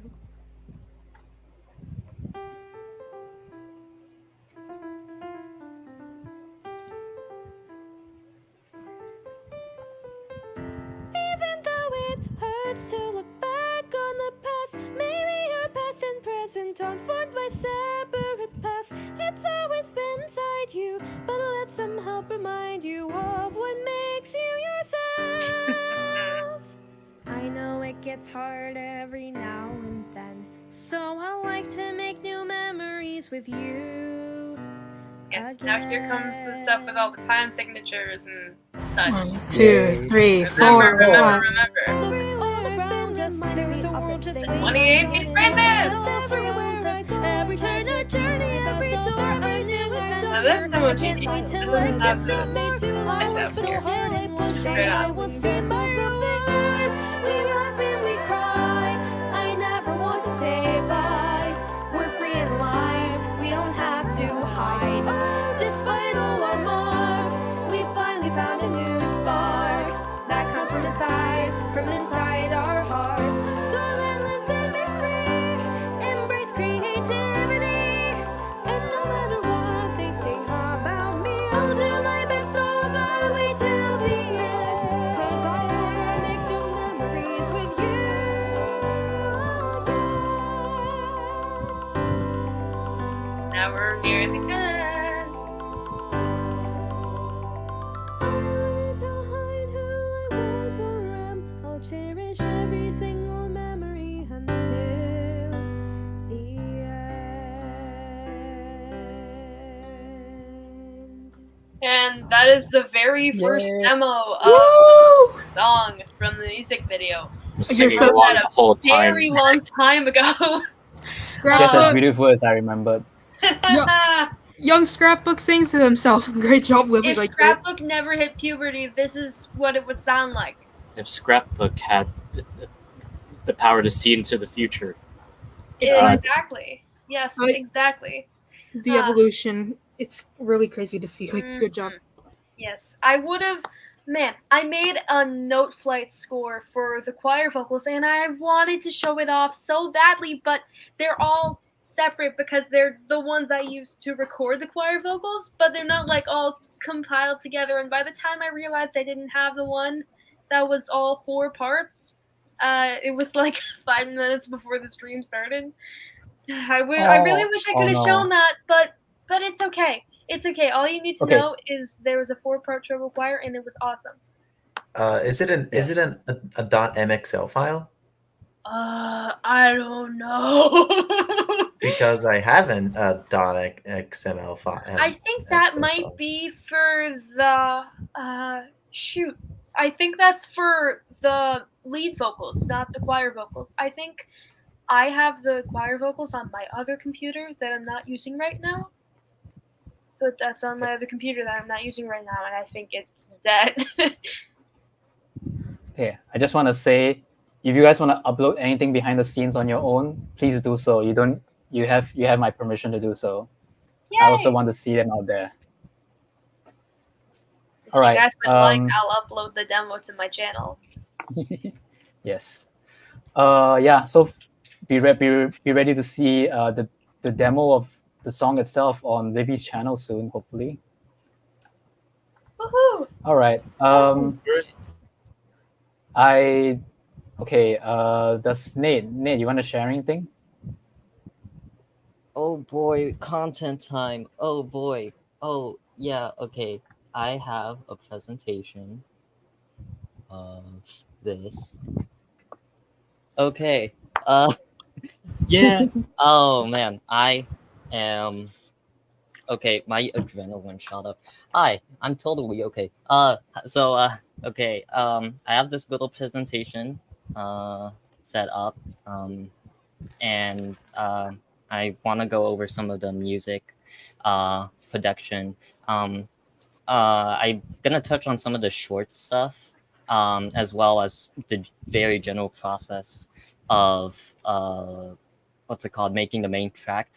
The thing is, there is actually a lot of like little Easter eggs and a lot of things going on in these tracks. I've been thinking about making a separate more like in-depth video about like breaking down all the different music someday. I don't know if people would be interested, but if you guys are, let me know. I want to go over the shorts. first, so many people caught on that the shorts they are parodying existing songs. When I was coming into the project, I was told there'd be like different videos, different shorts planned to tell Scrapbook's story, and I would be producing some songs to go along with it. As you can see, not all of them were implemented. There's 3 songs. Some songs, I think later on, the later shorts had no intro just to put emphasis more on the story. Sound design matches the error as well. I put a note there, which I'll get to in a bit. But the 3 genres I covered was rock, or like pop rock, punk rock, stuff like Green Day, Blink-182. Pop, I split it up into 2 initially. I'll also cover that. And then EDM, specifically like early 2010 stuff like NCS, the stuff you would see on NCS. And then that led me to here. And so you know how the first short was posted on April Fools. Since it was being posted on the April Fools, we were thinking there was like this idea, and we decided to double down on it. And I also went under pseudonyms, so that's why we have the parodies of the music. People got the first and third references, but no one got the second, and I don't blame. The second one's tricky. So the first one's obviously Green Day, Basket Case, Green Day, Hamper Box. Oh, and I should mention, I think someone brought it up in chat earlier, but yes, there are light motives from the main song in the shorts music. I think I did like the main chorus and then the 2 verses, Young and Old Scrapbook. The second one is actually a mix. It's actually referring to 2 songs, because when I was researching old 2010s music, it was just really hard to define what pop music was back then. There was like casual stuff like on the radio, like well, both of these are on the radio. But there was like casual things like Teenage Dream, Katy Perry, and then more like harder stuff like The Oldest Moment. So I combined these separate paths and got Dream This Instant and Big Hole Lady Cherry. I'm not really good at the names, but that was the direction there. Lady Cherry, like, unironically slaps, though. I remember low-key thinking, like, since I'm doing these pseudonyms, could I do, like, objects? And I was like, no, it is not really the best. But we got that. And then the last one, Dev Kept Invincible, a classic glitch hop track. Also this is my favorite one to produce because I am very biased towards EDM. I really hope I could I really hope I could break these down. I'd be down to do that. Okay, now here's the main track. This is like heavily simplified. But as you can see, the instrumental is the main file and is the reason why laptop coolers exist. I don't know if it shows on the stream. There's on one of the tracks it says 74. That's not a joke. Minus some tracks that I muted, there's like almost 70 layers in the instrumental. Probably a bit more if you include the choir parts and the YouTube poop parts, which I'll get to. The choir was recorded by Livy. As you saw, it appears in the bridge and the last chorus. There's the 4 parts. There were 2 altos. I want to step in. I want to just say something. You know how alongside Bismuth, I feel like it's also young Scrapbook being in that place, and it feels really comforting to have his voice along. Just like it feels like it's boosting up older Scrapbook, like it's reassuring as the choir. Yeah, I remember. I remember that was one of the things mentioned when we were working on it. It's a literal boost and a musical boost. I love writing harmony. Yeah, it was really cool to what's it called? It actually adds like I actually really like because the more I really like grew with it, it adds like a really nice like how do you call it? It puts the punch in the last chorus. Like everything, I'll get to that last part pretty soon. I really want to talk about that. The YouTube poop section. That was actually one of the other pitches when we came in. There would since since Scrapbook is growing up, growing up with early internet. There was this YouTube poop section that Livy wrote, and I got to sample some of the shorts, some of the Scrapbook shorts. So, yes, there is a YouTube poop section in the song, which I'll get to as well. And there's also my first YouTube poop, technically, so that's pretty cool. You did good. Really well. Yeah. And oh yeah, and this also appears during one like that whole solo part where Scrapbook is Kirby falling into the abyss. Kirby fall. I wanted to do a transition here, but Kirby fall mentioned what? I love Kirby. What else? Here's 3 more files. There's a lot more files that I had to go through that aren't here because I ended up scrapping. Haha, scrap. Aha, good meme. Here are the vocal file. As you can see, I layered. I split them into the different verses as well as like old and young Scrapbook. Which, on the topic of vocals, y'all are talented, Ridge and Livy. Y'all are talented. I don't know how y'all sing, but yeah. God. I don't know how you do it. Like I love sing. I love Sing come out of my face. Like the Illumination movie. Yes. Illumination. I am like the elephant. I missed that movie. Wait, I actually missed. That just. Well, I mean, we've referenced this one Illumination movie. Why not another? Happy birthday, dear Scrapbook. No way! Happy birthday to you. I'm literally the elephant from Say.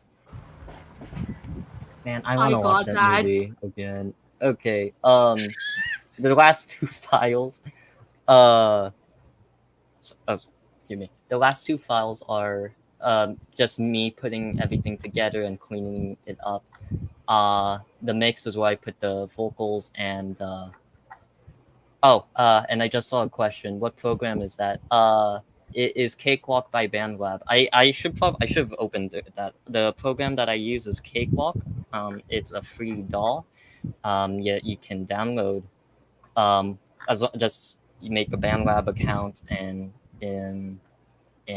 yeah, it's really cool. I know BandLab is kind of well known. Because they have like a different like BandLab itself is its own DAW, but Cakewalk is like one of their main like I keep using the word content main softwares, and they're actually, I guess, fun fact, they're gonna be revamping it pretty soon. It's still free though. And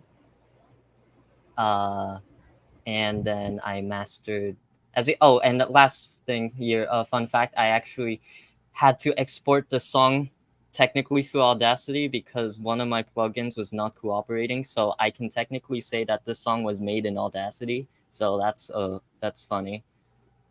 And the last thing before I show something else is what made this difficult. This song I'm really passionate about this because this is the hardest track that I've ever had to work on, and the main thing is clipping, which this is the more like technical stuff. If you're interested in like some of the like producing stuff, but clipping is essentially like, as you can see, I show a picture of one of my plugins. It's when the audio is so loud that it ends up flattening or clipped, as the name suggests.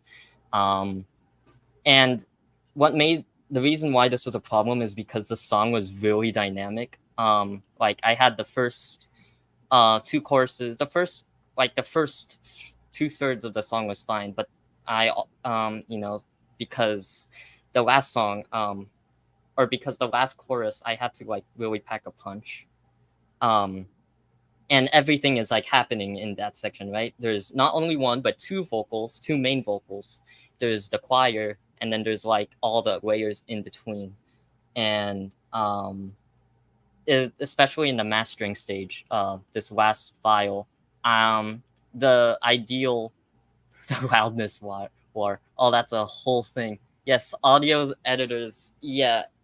And I know it sounds bad, but I guess I'll put emphasis on the asterisks there. Clipping, I guess, is a general tip for music. Everything, there really isn't a wrong way as long as it works. And I had to make this work while also not audibly making it sound like poo-poo. So even though this is actually like you could download or buy the track, and you throw this into Audacity and you will see this. And even though it's there, I made it short. I had to make sure like, okay, this doesn't sound like really weird. And this is also another concern I had because when it was being uploaded on YouTube, because I knew YouTube would be compressing the song a lot. But I'm just happy I got to pack a punch. I got to do the song justice, and you did. It's so cool. And yeah, thank you. And what's oh no. I think, oh yeah, I was gonna say like this. I think like making the instrumental took me like I want to say it was like 4 months to complete the instrumental, and then the remainder of the time, I say 4 months, really the remainder of the time was me just trying to get through this mastering and mixing process, even well into animation. So that's kind of surprising for me to hear, because for me it seems like the other way around, which is really awesome. It shows like it's different for a lot of people. Yeah. And now before I go, I want to show you, this is some I don't know, you guys like secrets? Because there's a lot of secrets. I'm actually really surprised not many people caught on to a lot of the things in the song, like how I weasered you guys in the first short. Yeah, not many people got caught on. I was hoping like people would catch on. And even with this video that I'm about to show, I haven't actually covered everything. Again, I might make a separate video on that someday. That'd be really cool. But yeah. I hope I gotta present this video, and I hope I will let it play, and I will let you guys see the content, the amazing content that is in this song. Did you guys catch on to that?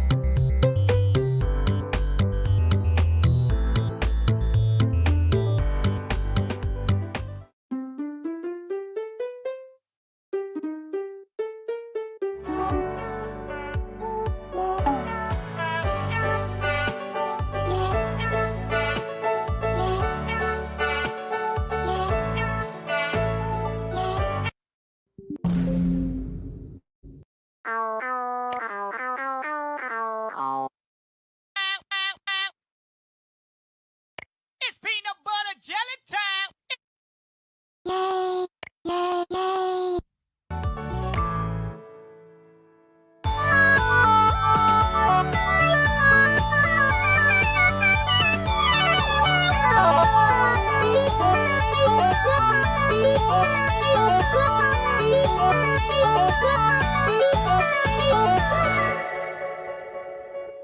Because today was my birthday, my awesome grandma gifted me this Sky phone. Good. Mom.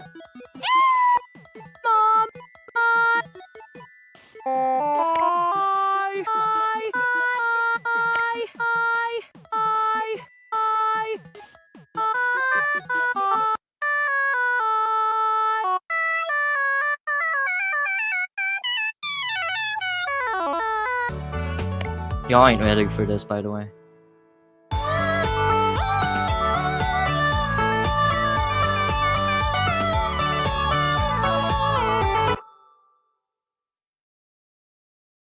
Where'd all the peanuts go? I do BFD at trivia, so if you have a nice suggestion for the next one, suggest in the comments below. Not the Vine Boom! Nice. Is the content that I have to offer. Yay! Yay! Yay! Honestly, Nate, you're such a like wizard in this. Oh my gosh, I'm so glad I have you on board in Scrapbook. Thank you so much. It's been an honor. I can't believe I just can't believe I went from like clicking circles to this. That's new. That's the crazy thing about this. Yeah, honestly, I'm so glad to have all of you on board. Okay, we'll answer questions for the next 5-10 minutes. You guys have any questions? Yes, send your questions. Now we have to answer all of your questions. Please don't talk about shipping. I know it's very tempting.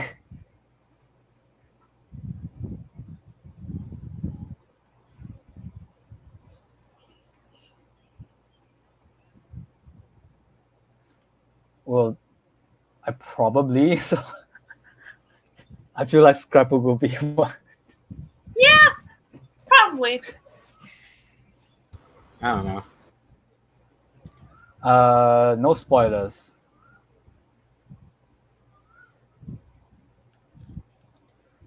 Okay, Hi, what Greg. remixes do you think? I hope all of them. All of them. Every remix. Every single one. You have my certified approval of remixing. Okay, what is our favorite? Yes. Yes. Yes. My favorite is Charcoal, honestly, even though I may be biased. That's the first video I saw from Kat. I'm not biased. My Aw. favorite scrapbook because I worked on it. I I'm would- kidding. I love them all. I would say all of the above, but personally, I gotta admit, like when I was discovering that this is series, Charcoal is the one that consistently makes me cry. So. Aww. It's I, nice to hear. I won't say I have any favorites, but let's just say I relate to Bismuth's whole thing of making paths cross and stuff. Just a little bit, perhaps. Okay, this question I feel like would be appropriate if Knoxie was here, but for those who character design, like I guess Livi, I guess. Oh, And, I'm a and, character and, designer. and Britt? Yeah, you are.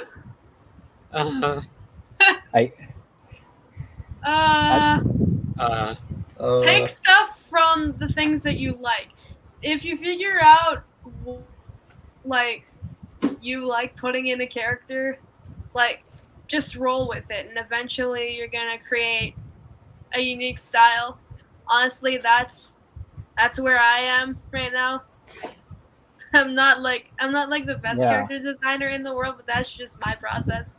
Yeah, I agree as well. I like making object assets. I don't know if I'm the best though. I don't know. Just keep keep drawing, I guess, and Yes, keep at it. you'll pick up on stuff that you'll see as appealing, I guess. You'll learn like what kind of stuff is probably more appealing. Yeah. And use real life reference images. Oh yeah, use references. Mm-hmm. Absolutely. Yeah. People will tell you that using references is cheating. They're liars. They're liars and thieves and scammers, and don't listen to them. People Do say that? whatever helps you. When People I say was that? 12 years old, all of my friends told me that using references made you a worse artist. I was just starting art when I was 12 years old, so that really, like, I didn't know any better. And I genuinely thought you couldn't use references for the longest time. Dang. Yeah. Yeah. And I feel like just getting to know the world around you a lot more better. Like, I learned a lot about flowers when I was like finding the character I want to put for this music video, and that's where I encountered hydrangeas. And also just talk and discuss with all your friends and see what they think as well. That's how I came out with Scrapbook in the end, because the hydrangea was supposed to be the character itself, but then Colorful came out with the idea of using a book. So I thought, I can just put the hydrangea as a sticker on Scrapbook, so at least I don't lose the hydrangea idea. So yeah, And at the there same is time, no such thing as a bad idea.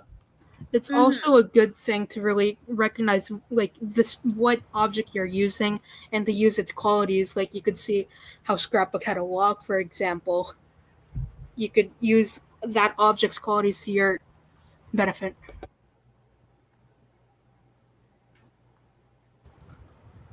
Okay. Oh my god, Well- wait. Isabella Roblox is... Oh my goodness. Did you mention Hanazuki yet? Oh no. Yeah, Hanazuki is well, the charcoal wasn't really adapted from and was actually adapted from Paul Robinson's Mirror. So I don't think there was any intention to take it from Hanazuki, but Hanazuki was definitely the inspiration for Glitter's cosplay. That's why her cosplay anime that she was cosplaying as was Himezuki. So that's a fun fact for you guys. Also, Hanazuki is so cool. It's so sad it got cancelled. It's so sad it's lost media now. Yeah, but luckily people have uploaded the episodes on YouTube. Well, they have. Yeah. I gotta see them. Oh, why'd you say so? Well, You said it now. I said it now. I think it's a really cool concept. Never.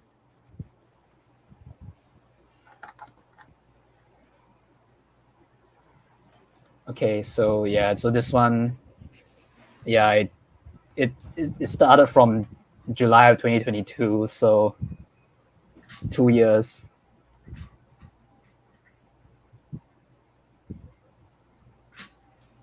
Okay. Oh, you just missed it. Don't worry, you can. Yeah, don't worry, you Missed can what? look back. Someone asked about leitmotifs. There are many leitmotifs. There are many. Yeah. I'm gonna post. I'm thinking of posting the video. About the please the post check it. note version. Probably later on. This weekend. Yes. Okay. Oh, fun fact. I didn't say this about like when during Livy's section, I actually used the high note for that. Like I used the high note in my cover, although like I didn't realize it was because you needed to set the tone differently. Honestly, like, part of me misses the high note, but part of me also realizes that the softer tone was more appropriate to Scrapbook's mental state in that moment. And also, it's emblematic of his maturity in a way, I think. Yeah. That's okay. I think that see. was a wise choice. Mm-hmm. I think it was Nate Okay. that suggested I did that, so thank you, Nate. Yeah, I like blanked out. Wait, what? I actually blinked out. Wait. I think you were the one who suggested that the part in the song where Scrapbook is trying to shred his photo. Like, you thought that should have been softer, and you were definitely right about that. Oh yeah, yeah, the slower part. Mm-hmm. Yes, and thank you for adding all those tempo changes. Those really like sold the song. Oh my goodness. All right, Tempos. I'll answer one last question. What was my inspiration to make charcoal in the first place? I just wanted to vent. I was like feeling things, and I Oh. was listening to Paul Robinson's Mirror, and I think it's a pretty cool song to make an OC out of. So yeah. And then from that point on, I think, oh, this could be a series. I'm gonna do a music video series. Now Yeah. So okay, I think now it's time for Bird Gang. You want to share the things you have? Woo boy. Okay. Yeah. Okay. I'm nervous. I sure do have stuff to share indeed. I think I'll go in, I guess, sort of chronological order as I remember it. Just various stuff I've to share. Like, as a reminder, I was brought onto This is Scrapbook as an animator. But I also did some other stuff such as background character asset creation. Anyways, I was looking through Discord and I was trying to find like when I did this like little test animation. I think is one of like the first few things I've done with Scrapbook ever since like the Scrapbook asset was like released, and to just like practice object animation. Because like at this point, like before Scrapbook, I've been kind of like I had like further away from like object stuff, I guess. So like this was sort of made. I made this sort of cursed test animation with the Scrapbook asset to see if I still had what it takes, I guess. And it's if any of you know what the game Warhammer 40k Darktide is, I just made Scrapbook dance to like a track from that game. Let me try and see if I can get my screen to share. Crud. I have so many. Oh, there you are. Okay. So like, behold this cursed test animation where Scrapbook has arms and has two arms and is dancing to music from Warhammer 40k Darktide. Okay, hold on.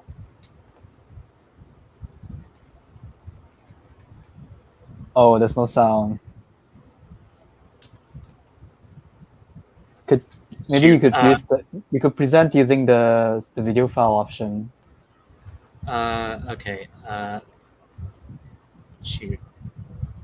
Sorry about that. It's All right. okay.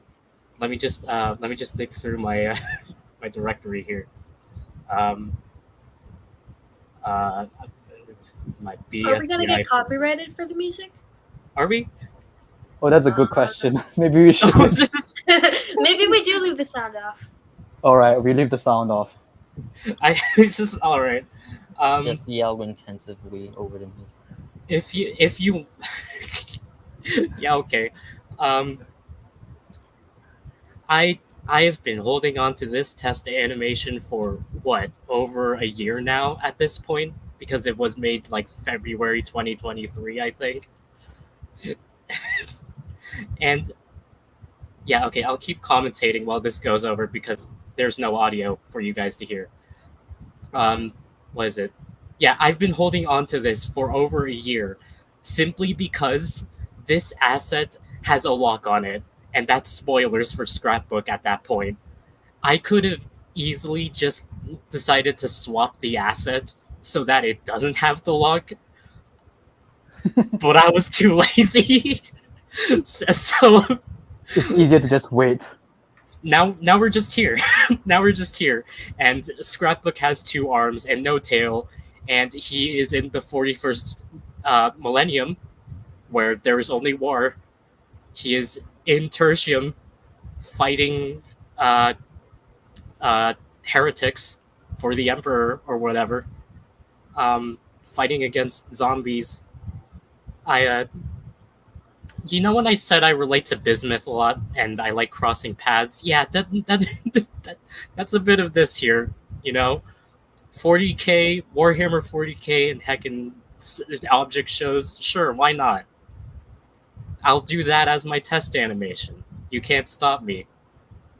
Well, so I really liked how I integrated Scrapbook into the environment in this test animation. I don't know. I think it's cool. Just like slightly like coloring him to the background, adding his shadow. I don't know. Cool fun.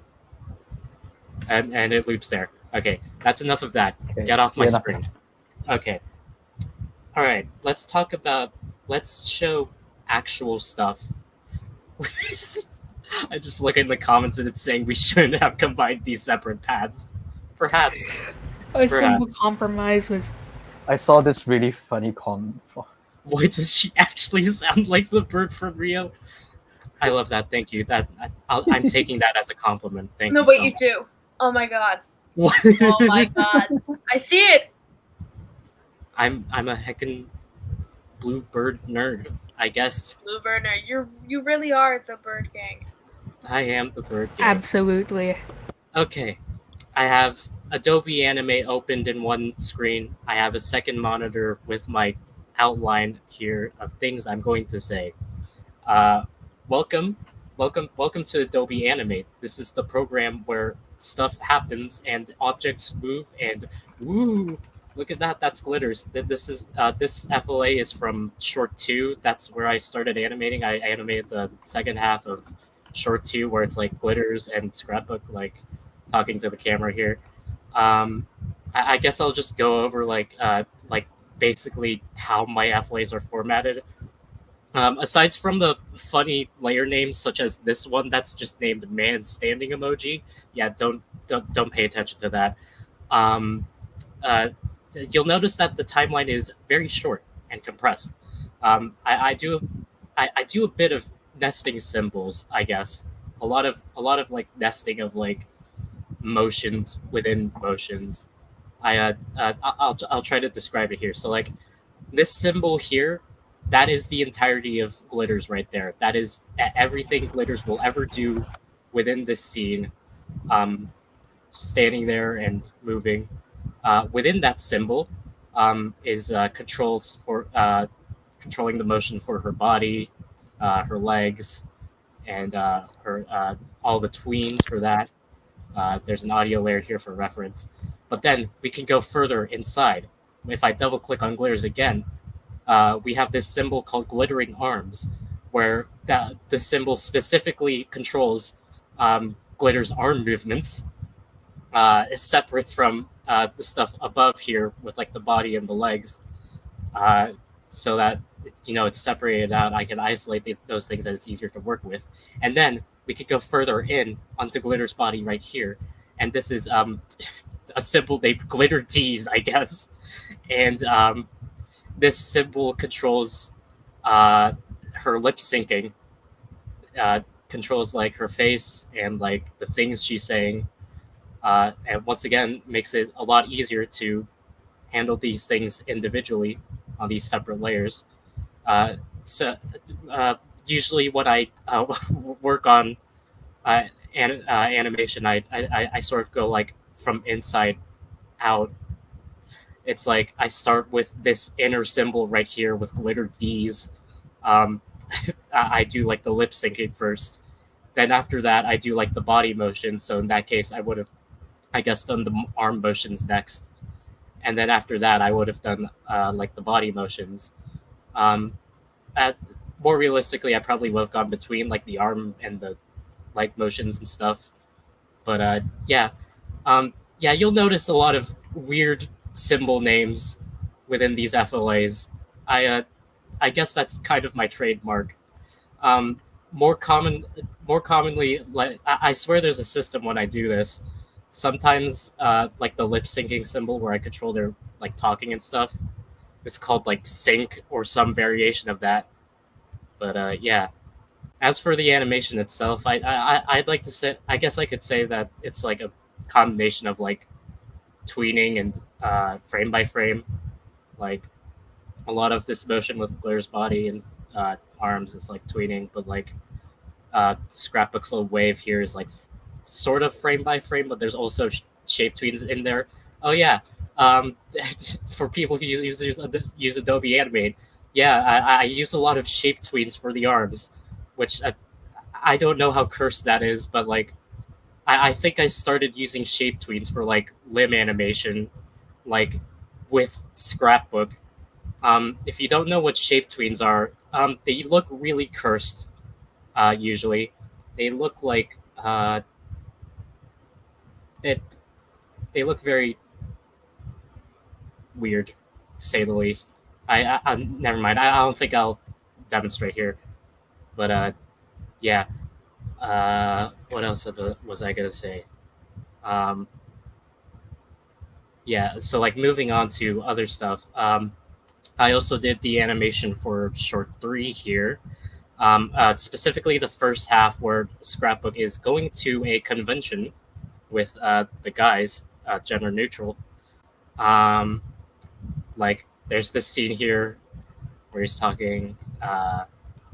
There's this scene where Scrapbook is with Glitters and Cam. I know nothing about Sailor Moon, but I think I like vaguely thought this pose looked like Sailor Moon or something.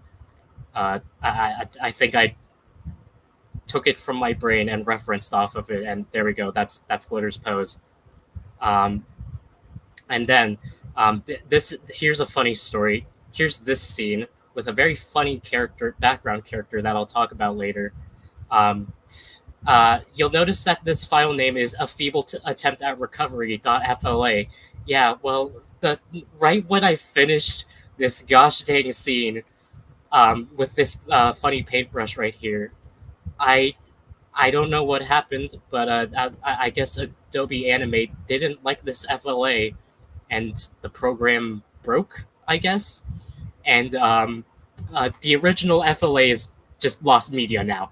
It's gone. I tried to recover it based off of the .swift file, which is basically like the exported video, sort of, for Adobe Animate files. Like from the Swift, I tried to like recover it, but as you can see, there's none of my funny nesting that I like to do with my animation. It's just gone.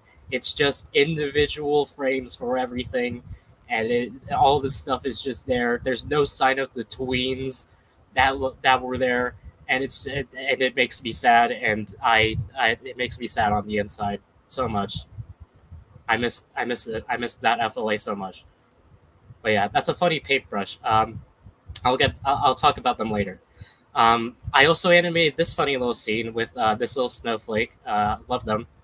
I animated them. I feel like Kat would have more things to say about this if he'd like to talk about this snowflake character. Oh yeah. So this was a character that was inspired by my real life friend who is visually impaired. So yeah, she goes by Snowflake, and I just adapted that as a snowflake. And she's holding a phone that actually has audio descriptions on, like voiceover, just because that's how she actually like interacts with her world using her phone, using voiceover. And she's with a friend, like a friend who is called Potong Ice Cream. It's a very Southeast Asian thing to have. It's just a stick of frozen ice cream, and there's like red beans in it. So there's Potong Ice Cream. Yeah, that's all. Yeah, a lot of frame by frame animation, and with like the walk here. So like also funny. I'm actually not sure if this was intentional or not, but like the picture of like Snowflake I got kind of looked like they had like heterochromia, so I gave them heterochromia. Heterochromia. Different colored eyes. Tom also had heterochromia, so it's not new. Yeah. Different colored eyes. They are so cool. Oh yeah, I also animated this scene with straight up Carrie KH. I mean, potted plant here. I don't know if Kat wants to say anything about that, but yeah. Well, I guess the potted plant was supposed to be like what Scrapbook was supposed to be before I changed it to Scrapbook. Like, remember I told you that I wanted to have hydrangea as a character, but it became Right. Scrapbook, and I wanted to have the hydrangea be in a pot. So you can say this potted plant character was supposed to be what Scrapbook was supposed to be before I changed it to Scrapbook. Oh, that's that's funny. Yeah, and I like that. Yeah, and I got Carrie to voice this character, so that's really cool. It's so cool. It's the guy himself. Let me check something. I don't think I can show the easing graph of this tween here. Yeah, no, that doesn't appear. So like, it's fine. No, like you see, I'll just do this. Like, wait, hold on. Like, you see that printer paper? Like you know how the printer paper like moves like that, and it's like it's like a printer. Yeah. Well, you see, get mass jump scared. That's right. Look at this graph. Whoa! I made this graph, and that's how easy it works. It describes how the paper goes through the printer, and I made it look like that, and it looks like it's printing. That's it. Okay. All right. So okay, I'm excited for this next part. So I mentioned that I did I did animation, but also I did a lot of background character creation and like asset creation. For Short 3, there's a lot of background characters, and I made a lot of them. And I just want to say, you've all been tricked. You've all been fooled. The objects were horses all along. So kind of a funny. This is kind of a funny story, I guess. Sort of in parallel with like getting added to like the Scrapbook team, I also got myself wound up into basically like this group of like MLP like Twitter fan artists. We held like this cool charity live stream this one time, and it was super awesome. Like sometime last year, and that also sort of led to the creation of what is basically MLP Drawfee, where a bunch of MLP fan artists pretty much do art prompts that are related to MLP. And yeah, well, you know how bismuth core I am, you know, how I like to cross separate paths. Yeah, well, I decided to cross these separate paths between Scrapbook and like the like horse things I was doing, and like the MLP fan artists I was working with. And I asked them, what would your object soda be? And then I turned them into objects. So like, as you can see, these two horses, I turned them into a crayon and like a hat. I asked like this person like what they'd be, and they said they'd be a Molotov cocktail. I turned their horse into a Molotov cocktail. That's the ultimate. It's an ultimate tribute to your friends. Like I love mentioning my friends between projects. Yeah. Hi, Juice. So like there's this horse right over here. That's just a star. And there's this horse that's like a sprocket, a gear. He actually like drew their object Sona before I could like make this asset, so I actually like base this asset off of their drawing, so that's fun. This character is like a bottle of wine rosé. I don't know if that's how it's pronounced. And then right down here, the character I mentioned before, I put my own pony Sona in there and turned them into an object.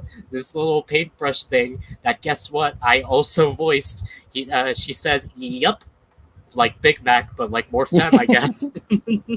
Oh, I didn't clock that. Yeah, that's yeah, funny paintbrush. This is like the original drawing that I think I just straight up did on my phone. They have a little rainbow feather as a reference to like Rainbow Dash, because Rainbow Dash is my favorite pony. Big Mac before femme, trans rights. But yeah, watch Draft Horses. Yeah, the horses were not the only influence in like the object assets I made. A lot of assets I made based off like the crew here. Like some of I didn't make this asset over here. Swag Broski over here. Yep. Yep. Yeah. Yeah. This is a character. Funny enough, she's named Livy. Yeah. Wait, what? Yeah, her name is Livy. Oh, I didn't know that. Wait, what? Yeah, the stop. I think she's a stoplight. Her name's Liv, not Livy. Liv. Or for Olivia. Close enough. Well, Yeah, but like I did make these other assets though. Like this, I don't remember what objects they are. I'm sorry. oh, it's a time capsule. Yeah, time capsule over here for Livy. Campa's like a VTuber object over here. Cat's pistachio. This is my own object Sona. I made this like asset a long time ago. It's like, wow, Bird, you get 2 objects representing you in the short 3. I was gonna say that. Yeah, yeah, that's Sketchbook. That's my object Sona. I basically just removed their lines and then put them into Scrapbook because of likeness. There's Date Bait, there's Big Ziti, and there's Hello. Knox. Hello. Yeah, really fun here. And then I also have a bunch of object assets just straight up like drawn from like a bunch of my friends who a lot of them don't have an online presence, so I decided not to like, I don't know, I didn't have really anything to credit here. But hello Tim, I know about your flower bag and I put him in here. I put your flower bag in there, and there's bag of holding. There's a beret. There's this like notebook that works with this like mirror thing. There's this funny these arrows, bows and arrows. It's these guys didn't appear in short 3, but they're in the FLA anyways. I think I honestly forgot to like update the FLA to have these guys in, but yeah, they're in here as well. But anyways, zooming out here, here's like the background characters animated. I'll let this play for like a little bit, but yeah, these are the funny objects like animated. Like here's like Campa's like VTuber here, just on their phone. The crew just talking amongst themselves.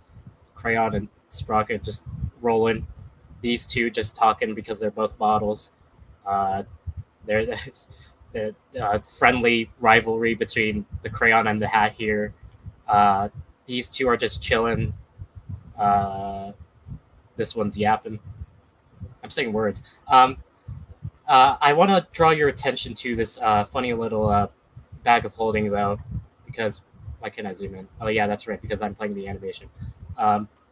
This funny bag of holding, there's this funny comment just talking about, like, why is this purple bag just throwing nukes into a pile? But, yeah, your eyes didn't fool you.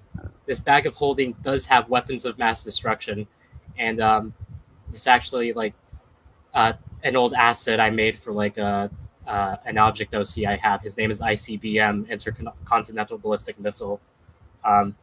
Yeah, I just removed his lines. He's friends with Sketchbook, and they're a part of this like old object comic I made a long time ago called Juice Wars that didn't go too far. But yeah. Other stuff in there. This is crazy. Like, yeah. And like these other objects that they're throwing in there, they're also like other random object assets from old things I did. I feel like there's some kind of symbolism here to be made about me taking old stuff and bringing them here in Scrapbook and like crossing things over like bismuth. I don't know. I'm not smart enough to analyze that on the spot right now. But like, yeah, that this gun comes from these. Like, I'm so sorry. Yeah, it's okay. Yeah, but yeah, that's all the stuff for that. But yeah, moving on.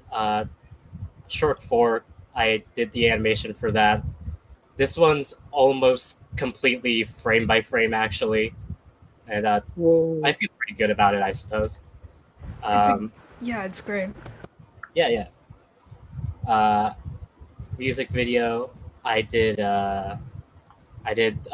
sort of the middle part here with Scrapbook here. I made some more object assets here. I had like Campa's little wizard hat here, this random chocolate bar, and this random triangle. This poker chip I also made. I made that guy. I need to say something. I need to say something really sad. That poker chip is not Scrapbook's sister. Yeah, yep, not the sibling. Not you haven't seen her yet. Also, cursed image that I forgot was here, I guess. Poker chip with arms.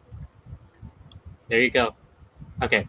I also made the funny deck of cards asset here. That's like I think the parent of the poker chip. Yeah. Talking with Binder. Really proud of this one tail swish here. Like, look at that. Look at that. I like that tail swish. Nice. Don't ask why. I just like it. Next FLA, 17 through 19. There's stuff here. You know that part where Scrapbook is spinning? Yeah, this is the amount of animation I did here. Yeah, it mostly Cat's work. Once again, like Blender and stuff. I don't know if Cat wants to say anything about that. It's all right. I think it's pretty self-explanatory. I just took the face and just put it on the model. Yeah. I like this part where this little crowd shot, group shot with the gang. I love them. Okay, yeah, this FLA.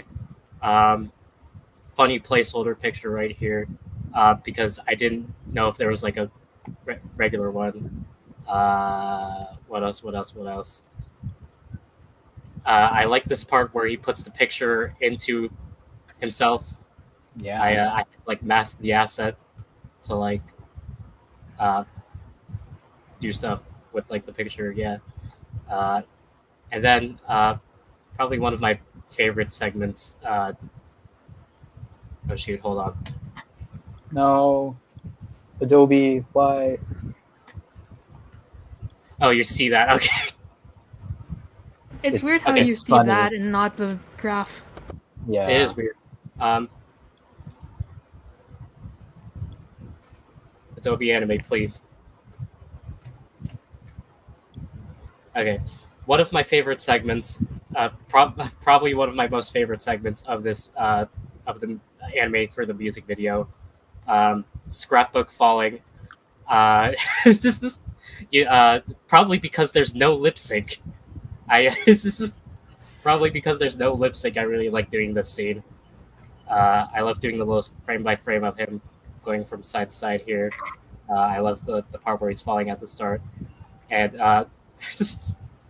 my favorite, funny Kirby falling meme. the funny, yeah, just basically an inside joke. I just like calling this scene like the Scrapbook Kirby fall or whatever.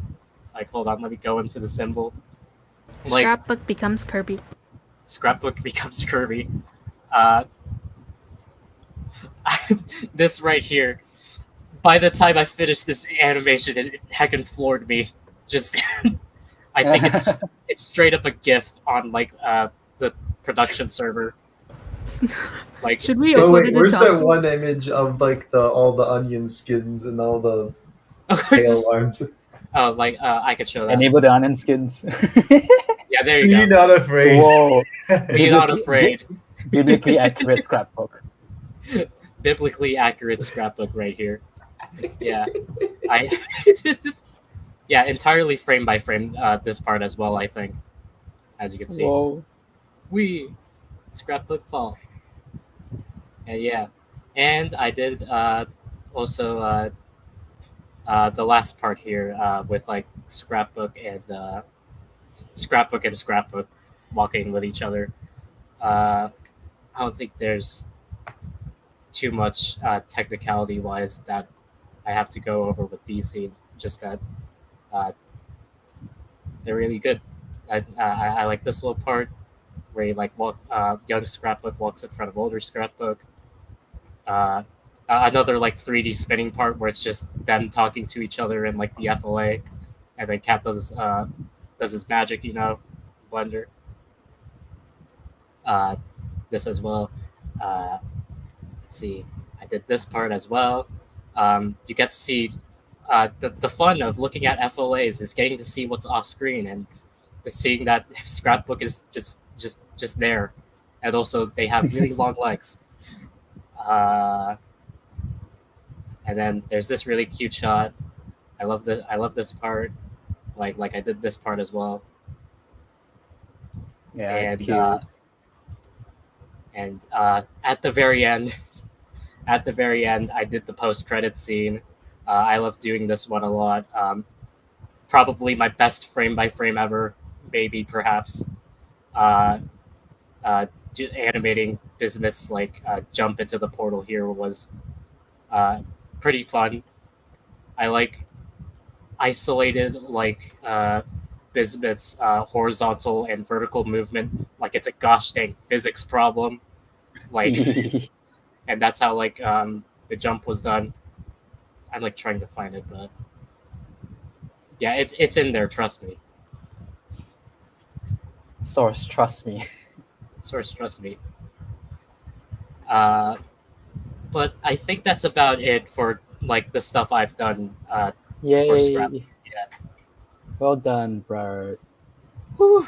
Okay, I'm done. All right.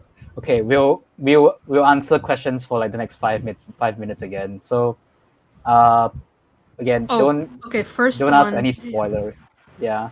What is Scrapbook's favorite object show? Or object shows? This is That's a Scrapbook. very good question. I would imagine. Well, I mean, he did mention Object Fear in short 2. Oh right, yeah. Yes, so that's there his is Object favorite Fear. show. Exactly. Exactly. Oh, Scrapbook. Bird. Does Scrapbook play Warhammer? What? Is the Warhammer animation canon? I don't think so. But would Scrapbook play Warhammer? It would be so funny, but you're the ultimate. Okay, I'll have to play Warhammer first to figure it out. I ask my Warhammer friends to get you into the tabletop or something. Nah. It's Scrapbook is doing some very boring office job. That's pretty much it. And yeah, Scrapbook listens to Porter Robinson. It says Pistachio listen to Porter Robinson. Oh, Pistachio. I mean, sure, yeah, of course. I'm pretty much Pistachio at this point, so. Does Scrapbook I mean, like ice cream is pretty. I mean, yeah. There's not a lot of people who doesn't like it. Who wouldn't? Again, I answered this previously. People. Yeah, I don't think Scrapbook is lactose intolerant, so it would be kind of nuts if we have object characters that are lactose intolerant. Yeah, I do think so.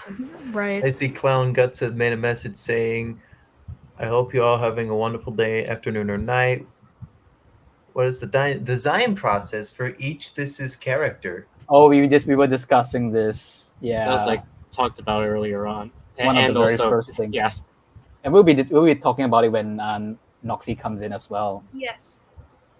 When was this discussed? This was, if I could find it, around 2 hours 15 minutes ago. Around that time frame. All right. I'll answer just a couple more questions. Can I ask one? Oh, what's your question? A while back during This Is Bismuth era, it tweeted out something commenting on the fact that people have found that Bismuth was autism coded. Uh-huh.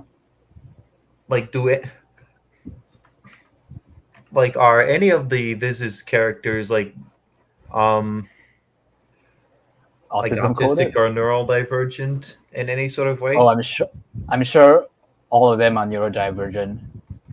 I'm sure all of them. Whether they're autism coded, I think that's another question. I'll have to think about it. But I think it's also up to you guys to decide as well. I agree.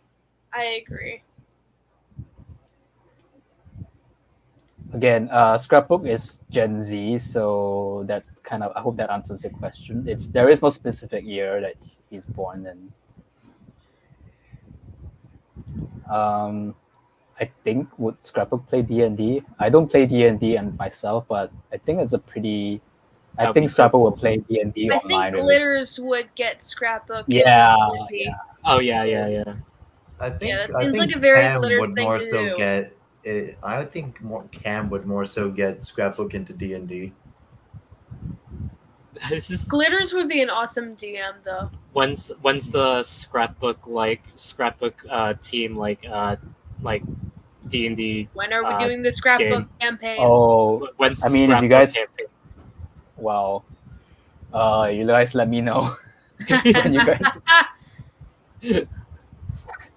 Have you heard of Pathfinder 2nd Edition? Okay. Yeah, I answered this question previously, but yeah, it all came about the hydrangeas and stuff, and about I want a character that represents growth and change, so that's how it came about. Does Scrapbook touch grass? Well, I mean, he did so in short 2. Yeah, he was running on grass. You didn't. I'm not sure if you saw like the Even like better, real he's life. getting exercise. He sat on grass. Yeah. Like the photo that Rich had of like real life Scrapbook cosplay. Like he touches grass. He's real. Yeah. He's real. Yeah. Thanks so much for the $2, Cho. And I think I agree. Wait, Paul Robinson from Fun Man, did Scrapbook's grandma die? Did I die? That's a great question. That's a very good question. Imagine this is a Granny Smith. Imagine if this is a Granny Smith everyone situation. dies. Eventually. Yes, you could say that's one way of turning tone into 2.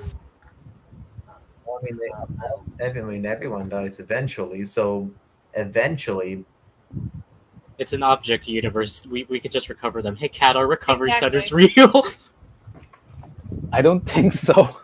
Oh no! Oh no! No! Well, I mean, to recover someone, they would have had to die. So no one's dead yet. All right. I'll answer one last question.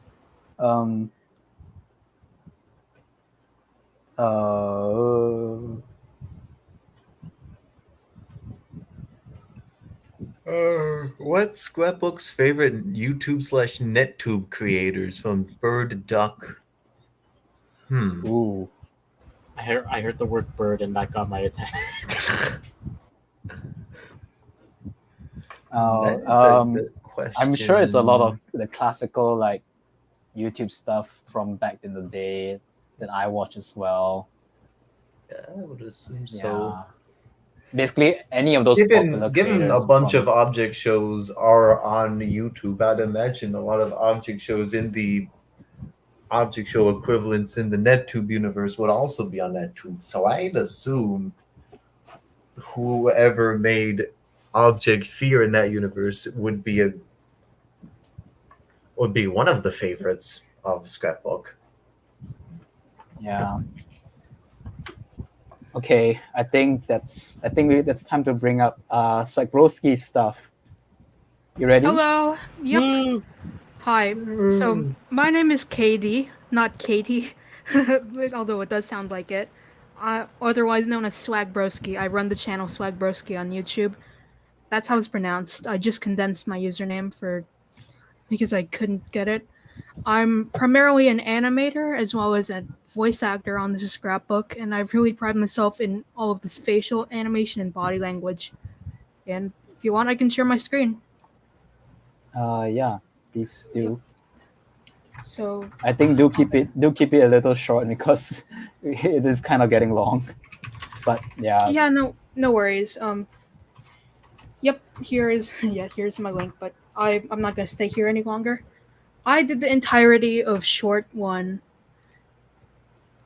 You can see there are multiple keyframes. My animation style has remained consistent, but it's the art style that's changed a bunch. So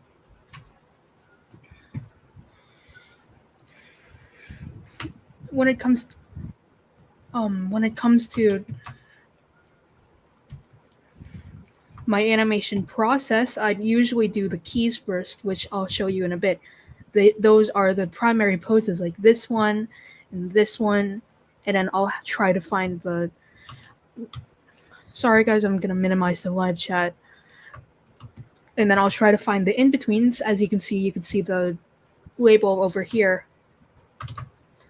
My lip syncing style over here, this took me a bit more time because I drew all of the mouths separately for each frame. I didn't have a specific mouth group to really restrict myself to, which was a bit of a caveat.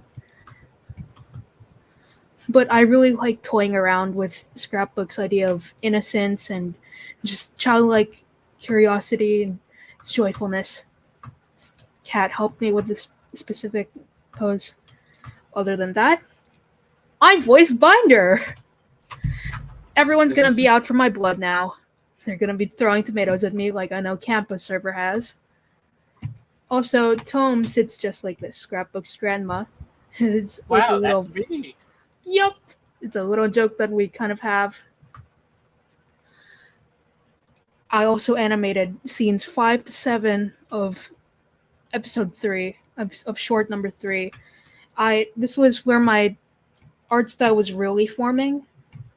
You could see that his eyes are a bit shorter here. I also voice Cam. Hey guys, I'm Cam. It's them. Yeah, it's nice seeing all of them interact with each other. I used a ton of layers here because I didn't want them to be on their separate symbols. It would just be for my own efficiency. For short 5, I was also tasked with doing the storyboarding work. There was Livy's little note, but that also gave me another grapple with figuring out all of the acting parts of it. It was really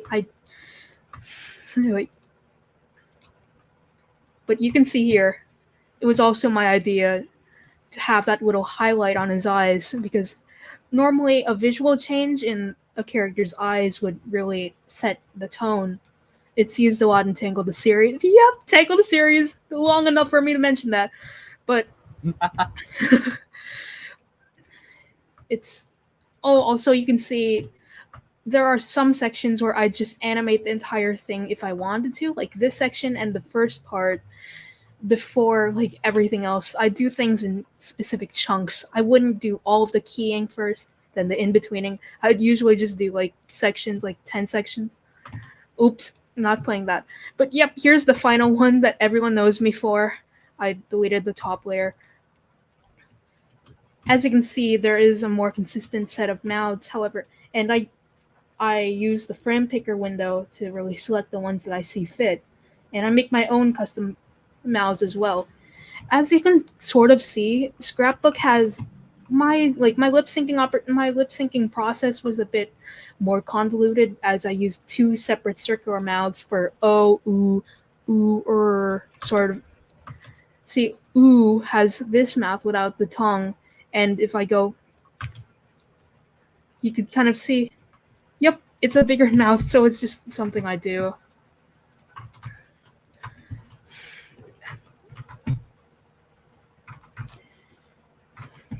As you can see, there are barely any tweens here. That's because I'm a primarily frame-by-frame animator. I haven't tested around with tweening that much. I mean, I have in my earlier animations, however, I'm much more comfortable doing these. So, yeah, I think that's how you can tell my style apart. But also, I did take inspiration from BrannFlakes segments, as he had submitted his scenes first. That's also primarily because I wanted to make the style a bit more consistent. I didn't want it to kind of look like this. I used a different brush here and it's a bit thinner. And finally, this was the scene. This was the collective of scenes that I've done for the music video. The scenes that made everyone cry, the scenes where he swore, and also it was my idea to make a clean version of the entire thing. I really enjoyed animating Bismuth's part. As you can see over here, Kat did the posing work, and I interpreted it as in like he did storyboards. And thank you. I'm sorry if I'm pronouncing your name incorrectly. Geijichu, thank you. But I made test animation of Binder to freaking It's About Drive, It's About Power by Dwayne Johnson. I'm not playing it, but this is what I can't look at this with a straight face anymore. Upload it to YouTube. We should upload our test animations to YouTube for people to see. And finally, this was the April Fool's takeover that I had done for Binder's mom. It was a bit cliche. It reminds you a bit of the 2000s. You can see the green screen clipping. I took a bit of inspiration from Mario. However, yeah, and the explosion in the background. Oh yeah, I used this for some sort of... I was just referencing for the opening slide, but I did make a cover on this scrapbook too. Anyway, some other remarks.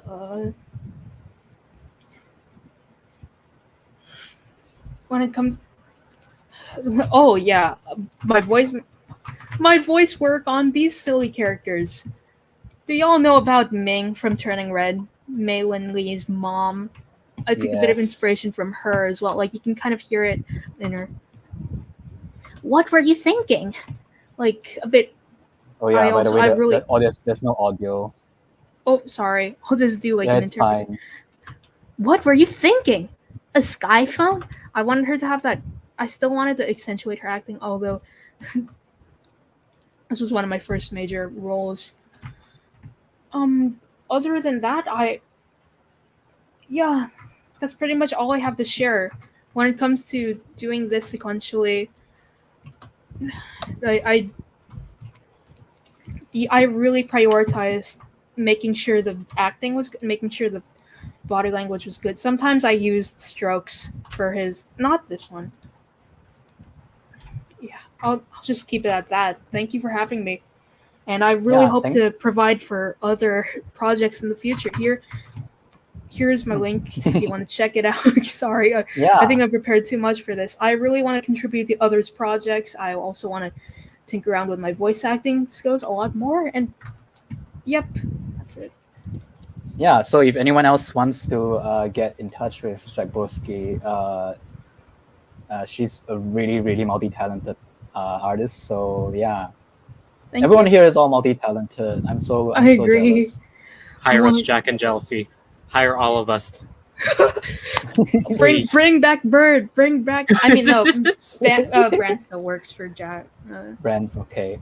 I don't. All right.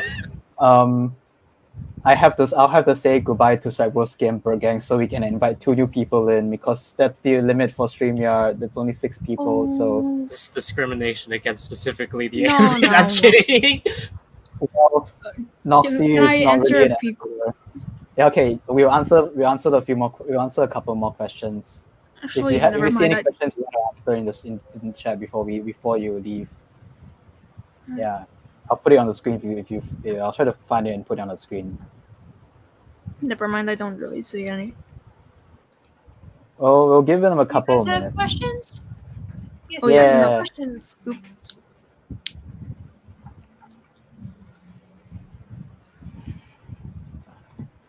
Where does Scrapbook live? Earth?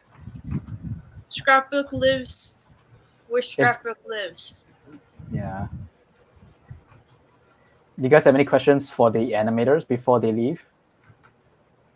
Yeah, this is the time to get your questions for Bird Gang and Swagbski. because they ain't gonna be here. If you want to. Yes. When is Scrapbook's birthday? And Glitters and Cam. Well, I had Well, I guess in we the could go first for short, it was I guess- released on April 1st, and he said that it was his birthday. So, Scrapbook is an April Fool's. April Fools! And then for the other two, I guess we could go for the way that BFDI approaches it, and just say that the first appearance is their birthday. So I would have to say, I mean, Binder did what she wanted to. That's what she thought was correct, but it's not good in the long run, honestly. And I really hope like this character gets revisited more, and like, oh wait, the consequences of my actions. okay, I looked into it. Short 2 released in July 6th, and Short 3 released November 18th. So if we're going for BFDI direction, I guess Maybe that Glitters' could be- birthday was July 6th, and Cam's birthday is November 18th. Yeah. What are your opinions on one? Sorry. Scrapbook Oops. and the- I think it was constructed really well, and I take Cheesy's work a lot, not to heart, but I'm really inspired by it. I want to do something akin to that sort of storytelling in the future. I haven't finished it yet. It's really good. You Season haven't 2's finished much it? better. Oh I've not my finished one. god, you have to finish it! I should finish one. Literally so monumental, not just for the OSC, but like I for did web not series. watch the honestly. investigations. I kept I will- like It's a nice on the day- miniseries. on the days every episode released, I just checked them. Anyway, yeah, that's what I think. Fun fact, I'm also Okay. not caught up on BFB. You're still not Yeah, caught up on you're BFB. You're not caught up on your You own show. animated BFB. It's a Okay, fun yeah, that fact. is. How are you not? Of all people. Shrug.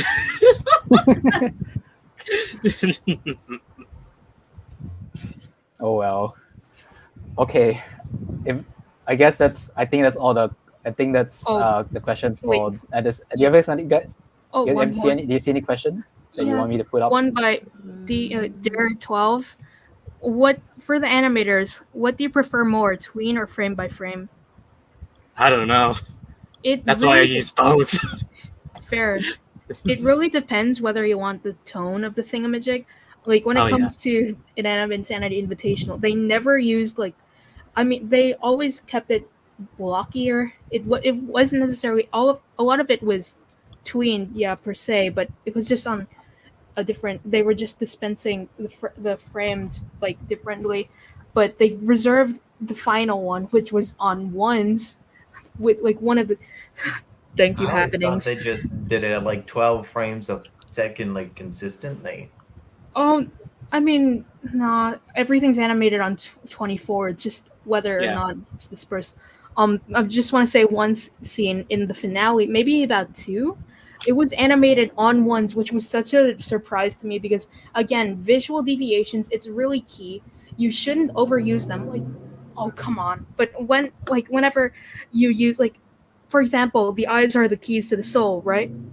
That's one thing I use from Tangled the series, as well as my own show, Object Breakdown. However, I would say I overuse the glowing eyes effect too much because it's meant to just set a different tone.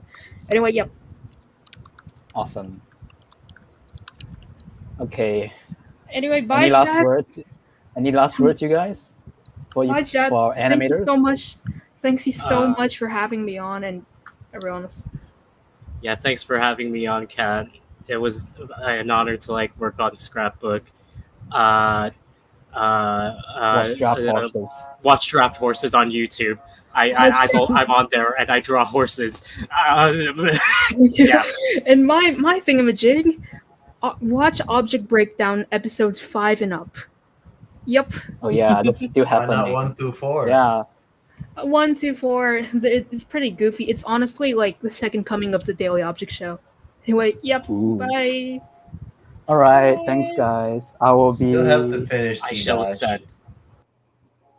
All right, so I'll be inviting two other people from the team.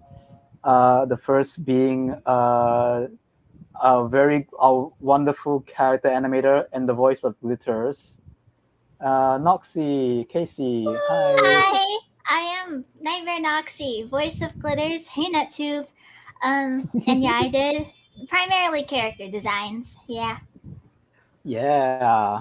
Yeah. And then okay, cool. So and then we have another equally talented animator who also animated on BFB, BrannFlakes. Hello, everyone. I am Brandon, also known as BrannFlakes, and I was the one of the animators for This is Scrapbook. So yeah, Ooh. glad to be here. Yeah. Welcome on board. Yeah. All right, so Yeah. okay, before we continue on, I just want to answer this question. Because Oh, that's so foul. It's true Yeah. though. It's true. It It's was- true. I really wanted that visual idea so bad. So I'm glad I was able to pull that off, and I'm glad people were able to see that. So yeah, it was me. I was the one that put Scrapbook behind bars. You were the mastermind behind the whole operation. It was all part of the plan. It was all a part of the plan. So yeah, so now we could continue with the sharing. So does Casey want to share anything about what you have done in this project? Yes, I got a little like slideshow for you, so I can show Nice. off all the work I did, and I'm gonna pull that up real quick. If it'll let me. Hold on. Give me just a second. All right. You can talk for a little more while I figure this out. Yeah, I put Scrapbook behind bars. It's all my fault. How could you? So mean. What the heck? Yeah, Scrapbook So was just turning red. Yeah. So mean. So cruel. Hold on. Do I share my screen? Yeah, share screen and share the window. Share screen. Okay, I figured it out. Hold on. View as a slideshow. Okay, we're ready. We're set. Are we ready? Yeah. we're Once ready. once you have the screen share, I'll put it up on the screen. Ta-da! Okay. Yay! You got it. Working! Yay! Okay. So, as I mentioned before, I worked on character designs, character concepting, and as you can probably tell, this was Scrapbook in the very earlier stage, the earliest stages of the project. And there's a lot going on with this. I really like it, but I think there was just a lot going on. Also, I'd like to mention you can see some of the concepts are drawn on paper or graph paper or like traditionally. And that's because I did some of these during school. It's kind of like that's how dedicated I was to this. Yeah. By the way, sorry in advance if you hear any background noise. I apologize. It's all right. So yeah, this was also based off of what was already done for Scrapbook. The other character designer, Colorful, had also made Scrapbook look like the portrait form Scrapbook, I suppose you could call it. And then everything changed when Kat and I were talking, and he shot me a little message saying, "This looks cool too." And my thought process was I wanted to test out some concepts with a wider looking scrapbook because portrait form looked more like a journal, and a lot of scrapbooks I usually see anyways are wide. I feel like it might vary from person Yeah, I to think person, that was but a good call it because was a good call because yeah, it definitely it looked more like a journal than anything. I always imagine a horizontal book when I Yeah. imagine the word scrapbook. Yeah, and it kind of stands out from all the other booksonas out there, especially those on 12 and Eval, because those are in portrait. Right, and I right. think when we have a character that's like wide, a book character that's wide, I think it stands out a lot. Yeah, and you can probably tell. But this is the very scrapbook I ended up like using for the rest of the concepts, and it shows in the final design that Kat made. This is okay. We're gonna move on. This is concept 2. There's a lot going on here. Again, very very busy cover. I was kind of iffy about this concept. And by the way, I'd like to mention most of these were done in 2022, so my art style looks a little different from how it currently is. But yeah, the concept of a lock was introduced. That's why Scrapbook has his lock, because I introduced the concept of a lock into the concept art, and then it kind of just was included, and I was like, oh, cool, that's gonna be final. And I was really happy with the idea. I felt like I felt like it was creative storytelling wise, I suppose. And I guess it hits deeper when you think about the visual of like the paper shredding, and it looks like a jail cell. Ugh. Chills. And then a key design for the lock ? Which was never used, but I thought it was really cool.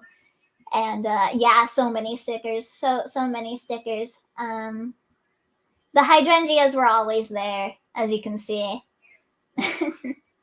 That's like a major part of his design. A few star stickers, and then circles for some reason. I don't know why.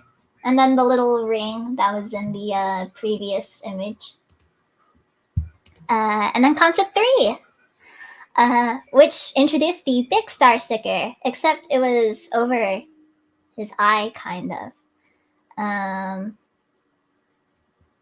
I also see a lot of comments of people saying that Scrapbook looks like a cat because of the pictures. So it looks like my plan worked. My plan worked. It was all part of the scheme. It was such a good idea to have it look like a cat. Yeah, I really liked it. Yeah, so they kind of look like ears.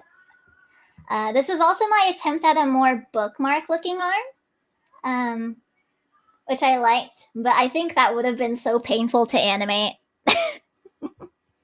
I understand, as someone who animates. I didn't animate for this Scrapbook, but I animate myself. And yeah, just doing the normal arm was probably a better call. And there's also a circular lock, but we decided, I guess, to stick to the square one. And yeah, that's all I have to say about Scrapbook. But I designed other characters too, such as Binder. What's really interesting about Binder is that Binder wasn't a binder. Actually, it was Colorful who came up with some concepts first. This was Colorful's first concept for Scrapbook's mom, Post-it notes. And I was going for something kind of similar to that, with the like the note cards and stuff. But it looked a little bland. So I felt like, maybe other office supplies. What else could I use? And obviously, I went for a binder. And I didn't really like these concepts at first, but they grew on me a lot. And when I was designing, I thought the thought of her like having a little like hidden arm was cute. Like she can bring it out, kind of like Scrapbook's tail arm. And then I think next is Tome. Again, Colorful did the first concepts, and I tried to branch off of it. You can also see that there's a key here, and that's because of Scrapbook's lock. I guess looking back on it, it was kind of a stretch for Tome to have the key to Scrapbook's lock. Like, it'd make more sense for Bismuth to have it, I guess, right? I actually struggled. Like, Bismuth was Bismuth. Oh, I did. Wait, that's cool. Like, if Bismuth has the key to open Scrapbook's lock, that's kind of yeah. Cool. It was kind of my thought process, because when I was first designing these, I was like, okay, if Scrapbook has a lock, someone has to have the key. And yeah.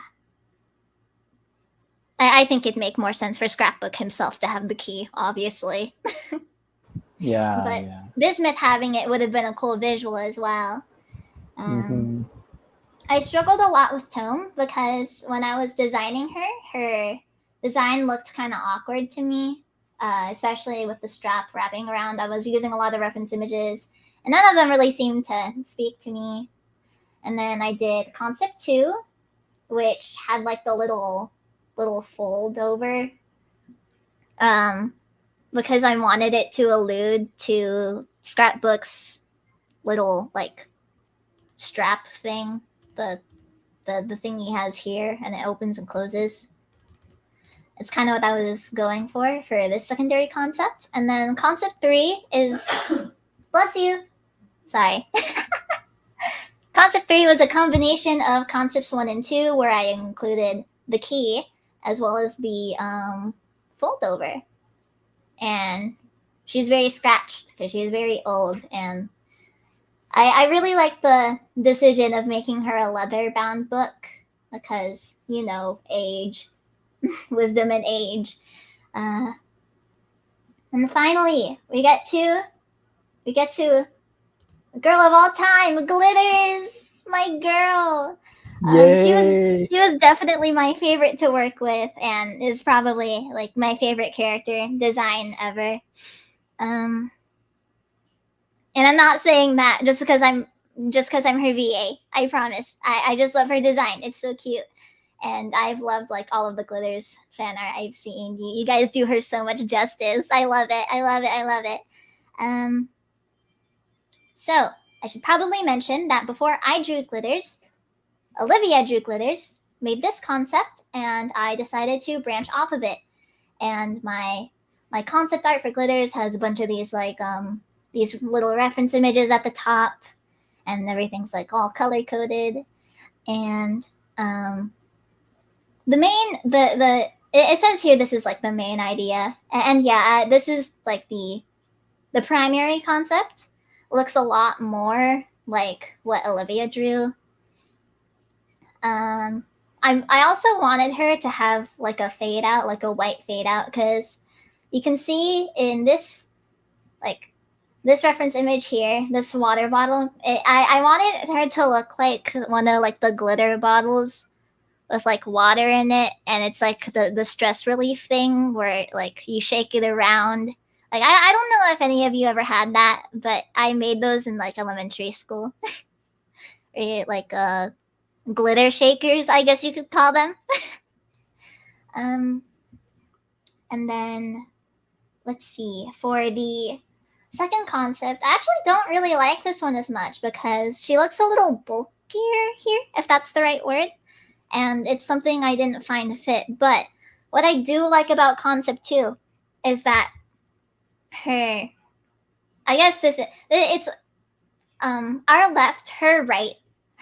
right eye has a star over it, and this was very intentional because when designing her, it was already established that she'd give the star sticker to Scrapbook, and I wanted a way for the viewers to tell that visually. And I'm really glad it made it into the final design that Kat made. I love visual storytelling so much, and it's very important. That's one of my favorite things about character design, visual storytelling. I just think it really brings everything together. But I'm not done yet. You thought I was done? I'm not done with glitters. Kabam! Her cosplay concept. I love putting objects in clothes so much. So when Kat assigned us to come up with little concepts for Glitters cosplay, I went ham. And my main inspiration was the design of Cardcaptor Sakura. And I've never actually read the manga myself, but my big sister has read the manga and has like a bunch of little figures in her room of this character. And I was like, that would be really cute applied to glitters. So I took a bunch of the little design elements from this and applied it to glitters. You can see like the little wings, and she has her own wand, and there's a skirt in the back. It became more of a skirt in the final design. And yeah, she's so cute. She's so cute. And I just think the final design for her cosplay just turned out so cute. I could not be happier. And yeah, that's all I have for you. I think. Oh wait, there's as a treat.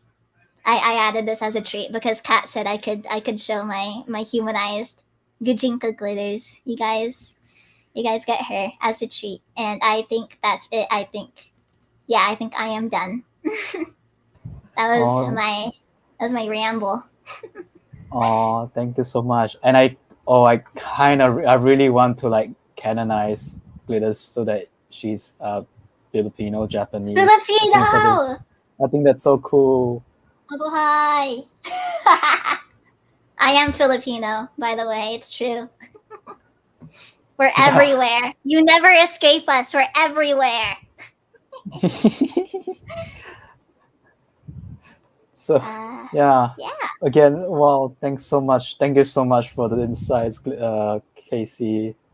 Mm-hmm. It's such an honor. I love doing all of it. I just love all the designs and how we have evolved all of them to their final forms. It's so cool. And their final forms. Honestly, it was so fun working on all of it. I wasn't involved with every single character design, but dude, I think all the final designs you did for like the ones I drew concepts up for, like they turned out so lovely. And I love how you like combined some of our like design elements and stuff, especially with what me and Olivia did with glitters. Like, my heart.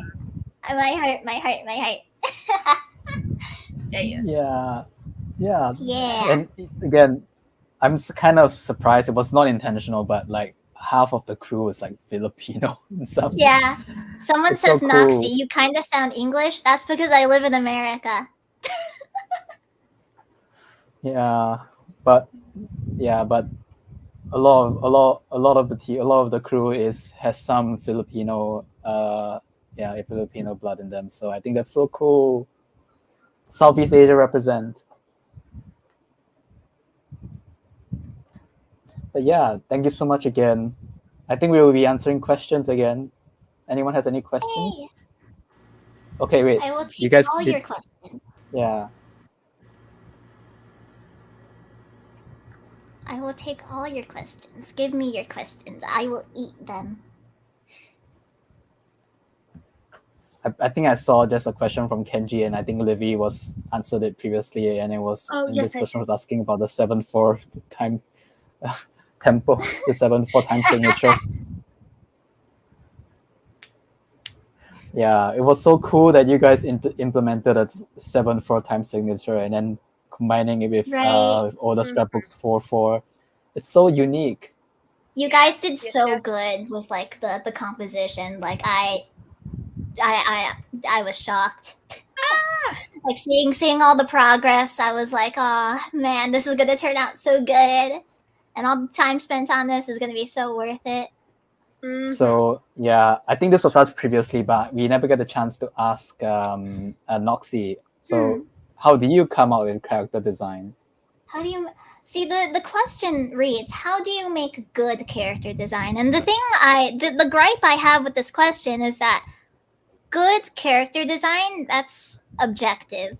What someone considers good is like very objective.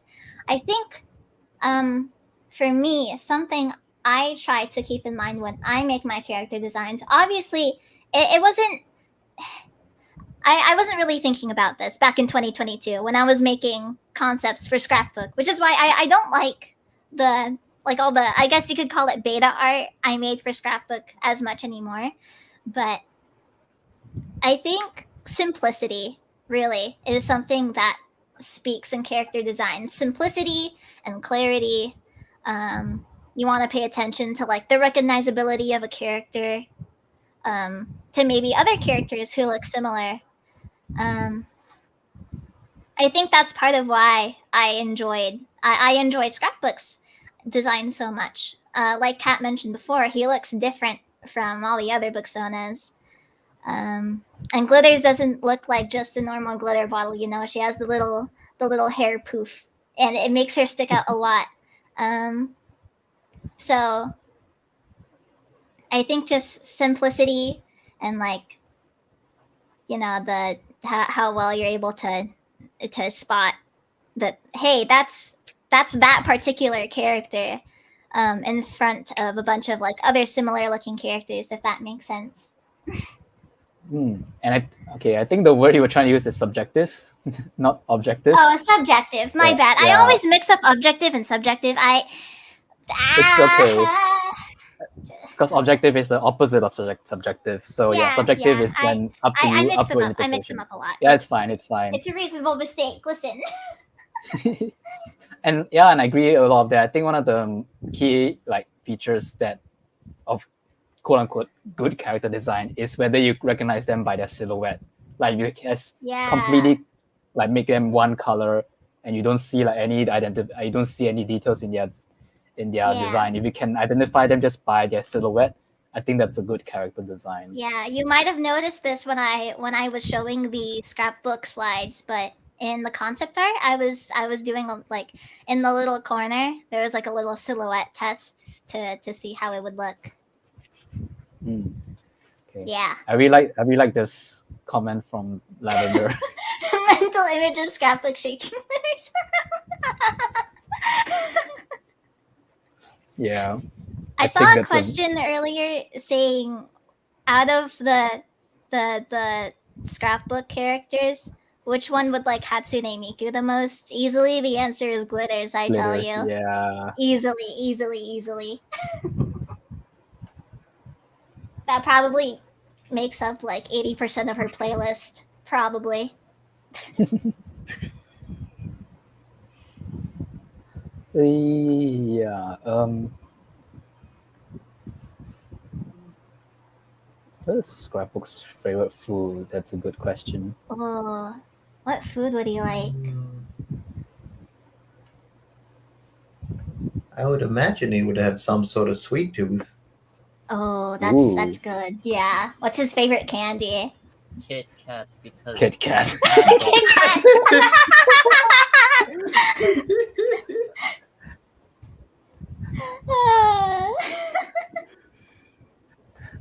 There you go. What's her favorite Miku song? Ooh, that one's difficult. That one's a toughie.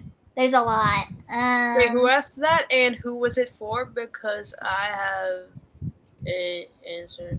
Glitter's favorite Miku song? Yeah, Glitter's favorite Miku song. What would she like? The only Miku song that I know is a Miku song, or at least the only Miku song that I know the name of is World Is Mine. World Is Mine. That's for like all the Vocaloid newbies. Glitters would like Future Eve by Sasuke Ike. That is one of my favorites. Oh. And I'm not projecting, but I also am. Yeah. Her favorite. I'm thinking about my own answer. I feel like she would listen to more of the older stuff, so maybe Triple Baka. I feel like she really likes the older stuff. Oh my god! Wait, Maybe- triple baka Triple baka. with the bully busters. Oh, true. Can someone animate that? Just, Animate I'm what? kidding, but like Wait, animate what? the Now we have to Vocaloid listen to song. Triple Baka. The Vocaloid song Triple Baka. I feel like she would also be really into Kira, Vocaloid artist Kira and Giga. Those two are really big in the Vocaloid artist stuff.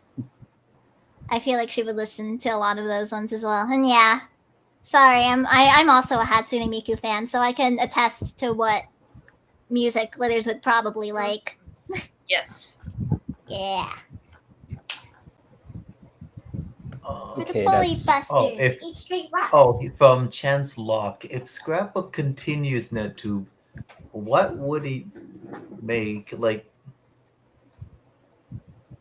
I think what it- videos they make? I think it will be, I guess, talking about his job, I guess, Talking about and how maybe it could talk about like what he has learned in the last few years and stuff. Oh yeah. Possibly. It could be like Lots a of, like- reflection.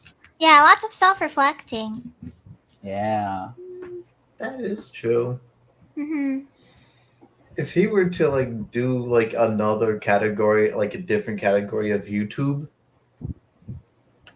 I may be projecting, but I feel like he'd be a sucker for like those like implication videos of like, you know how like game theory I like take like snippets of the thing and just like take like all like the implications of them to like the extreme.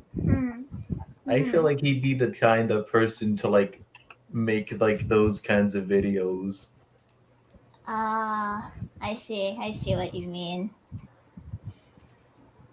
Like I to see, I give see. like to give an example, say black like in BFDI. So BFDI has a character guide, and in it states black hole has a mass of 20 suns. And if you know a thing about black holes is that they have a finite lifetime, and because they emit what is known Hawking as Hawking radiation. Yeah. So they have a lifetime of like vigintillions of years. Man. Yeah. And so I made the implication that 4 has time bending powers, because how I mean, else at this can he point, shrink why not, black right? hole? At this point, why not? 4 is pretty powerful. Yeah, I feel like if Scrapbook were to make like different category of NetTube videos, I feel like he'd make like that type of NetTube videos. And also maybe me, because I have like a Google Doc of like that of explaining in detail. And I also asked Gary that in the convention. I asked, was it before or after? He said before. Oh, that's right. You also went to the tour, huh? Yeah. Yeah. Really nice. Yeah, you went to the tour in New York. I went to the one in LA. It was great. Yeah. That was my first ever one. We never really saw each other like in the building itself. It's so sad. Because Aw. this cat got yanked. That's so Three of us sad. never together. You guys should have stuck with each other. It was so hard to though because Cat was yanked. Jake went off to. Oh, the yeah, VIP you guys- after you the guys show, were and yanked. Before the show, Brian That's right. took Cat and took him to the backstage area, and I Right. didn't see Cat again. It's okay. I'll try my best to meet you guys next time. You guys I'll do gotta my stick best. together next time. You I'll gotta. try arrive early, so Yeah. I'll actually accompany people when they get yanked. I was with a bunch of friends at the LA Yeah. tour. So I was never yanked by alone. Livy. I got to skip a bunch of the line. Heck yeah. Yes, I dragged you out. There was literally Line a hopping. security guy like right next to you, and he was That's just so like funny. to me, "Oh, if he's with you, then he can go down." And then I drag Rich down. That's so funny. The Nice. perks of having the backstage pass. All right. I think we have one last sharing session. That will be BrannFlakes. Does BrannFlakes want to share anything? Okay. Yeah. I sure do. Just give me a second to like grab all the files. Take your time. Again, you have a really You got talented this. BFB animator right here. So All really these grateful animators to are so have- talented, dude. They did such a good Yeah. job with everything. Yeah. Here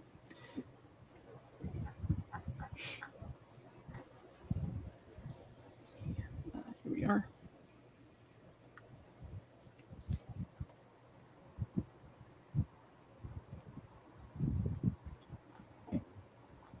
I'm nearly ready. Almost there.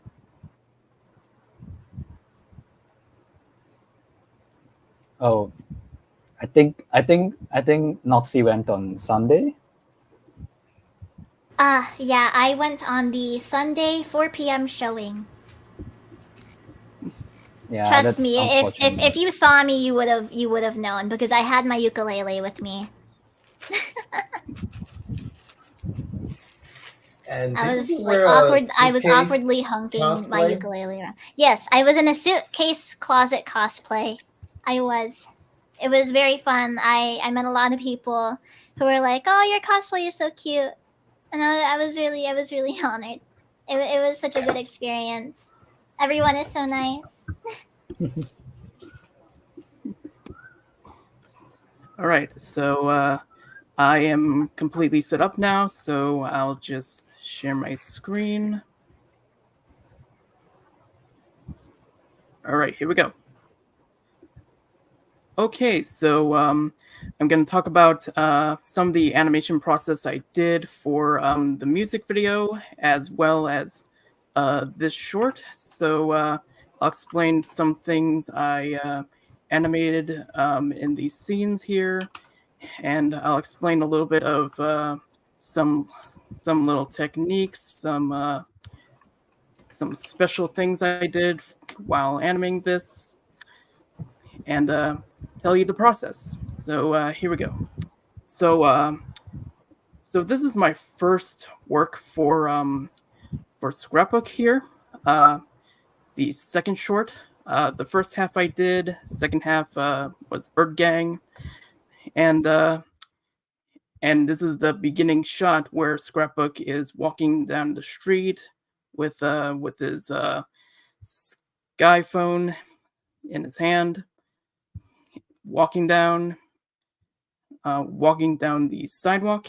So yeah, here he is saying hello to his viewers.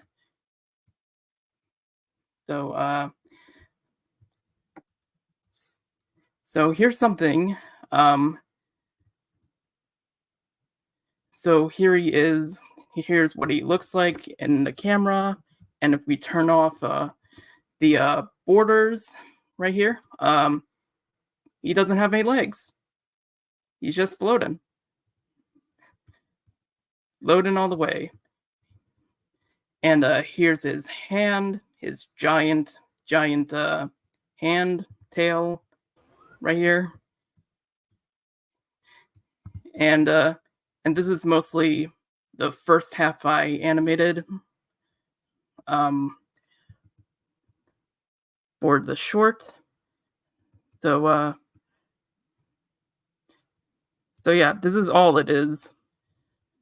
So I do want to talk about the one thing that I enjoyed to animate was Scrapbook going saying crazy math while his eyes are spinning around. It's probably one of my favorite things to animate. So here's how I animate his eyes. It's a lot of symbols in here. Okay, so his spinning eyes are actually a symbol, and inside that symbol, his eye is connected to a guide layer that is a complete circle, and and down here are the keyframes for each point, so that his eyes go around very perfectly. It's honestly one of the most funniest things I've animated, where it really captures Scrapbook's like quirky, hilarious sense of nature here.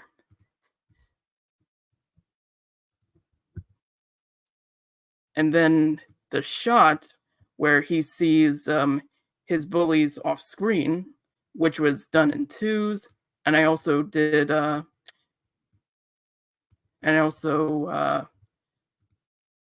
his mouth is also animated in twos, but it was also like firsthand before it was in shape tweens converted to in twos, and it really captures his transition from like happy, joyful to like fear. And this is what you and because we and because he goes lower down in the screen,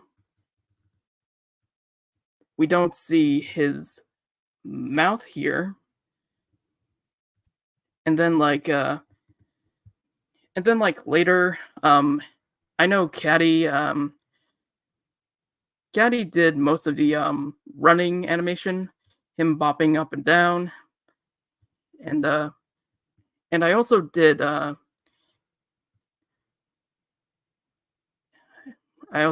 like this animation where he like turns away off screen,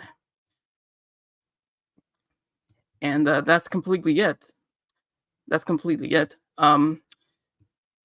So I do want to talk about this later on, but like I'll just do it now.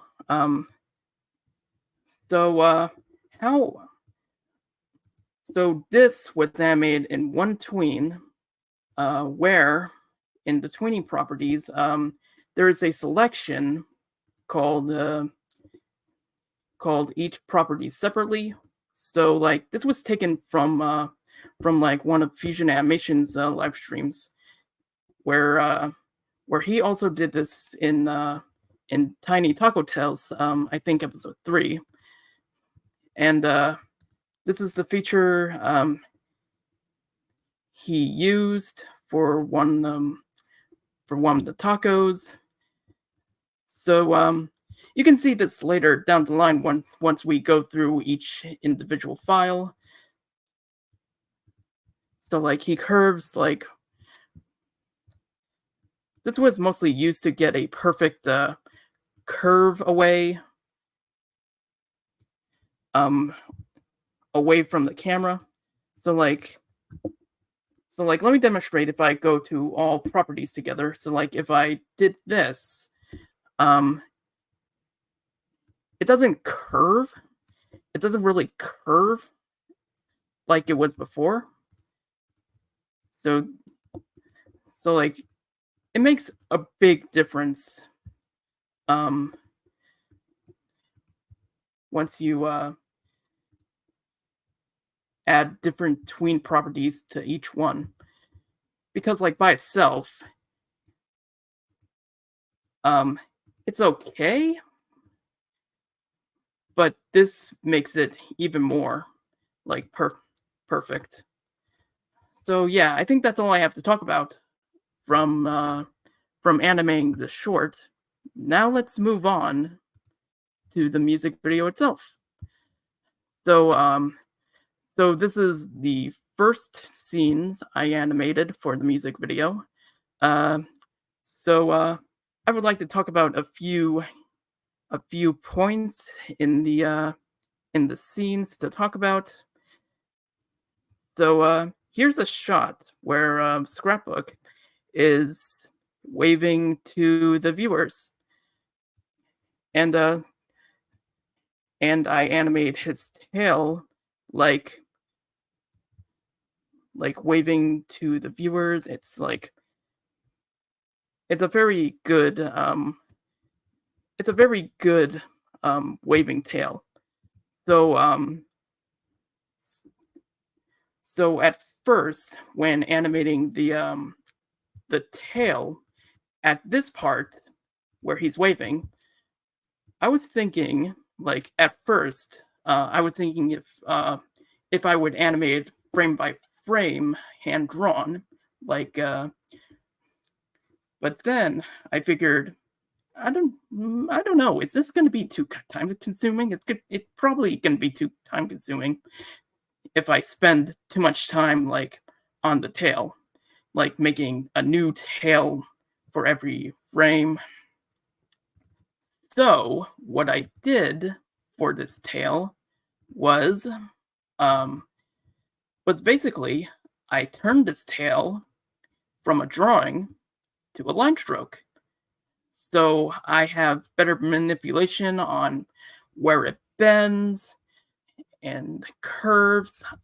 And if I want to, I can add anchor points to make it look like this.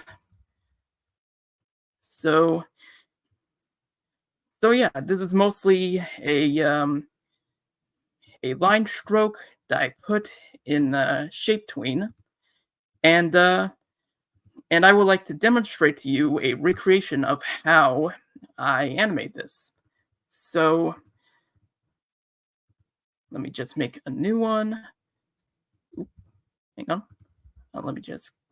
Okay. Oh yeah, the line stroke. That's a pretty big line stroke. Okay, so let me just make a new arm. That's pretty small. Let's make it big. Okay, so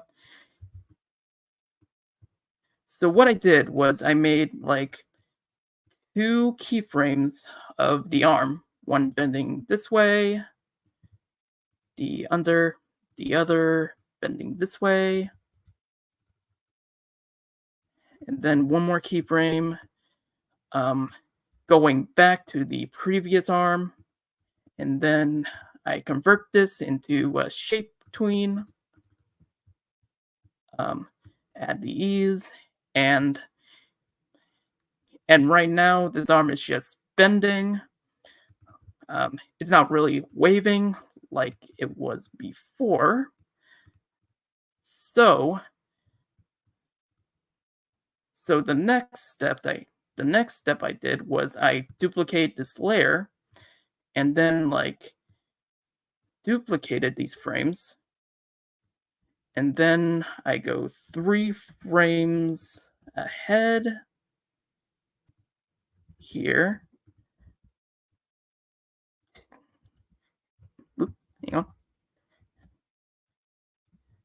And now he has 2 tails right here. So in order to get the waving motion like it is, can change this color of the arm for a second to show you what I did.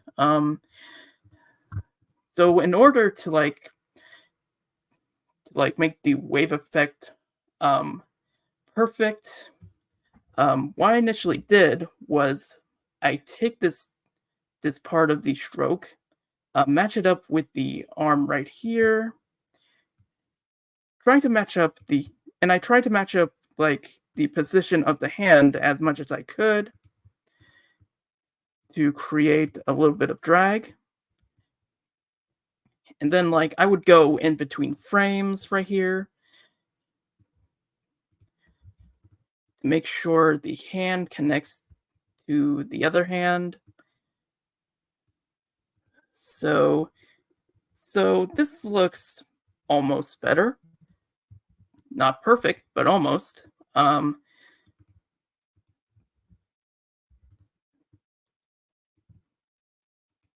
So like I would like add more keyframes in the middle, try to make sure that hand matches with the other to really give it that wavy, that arm wave effect. Now it looks like we're almost there. It looks like it looks perfect.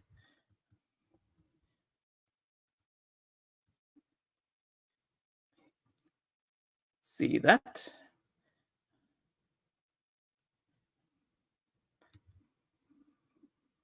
But I would like whoop, hang on. But it would take a lot more cleanup, like bending the arm more, and then like adjusting the arm a bit, just to clean it up a little bit, just so we can get the wave effect like we wanted, and like scrubbing back and forth in the timeline just to perfect our waving motion like it is.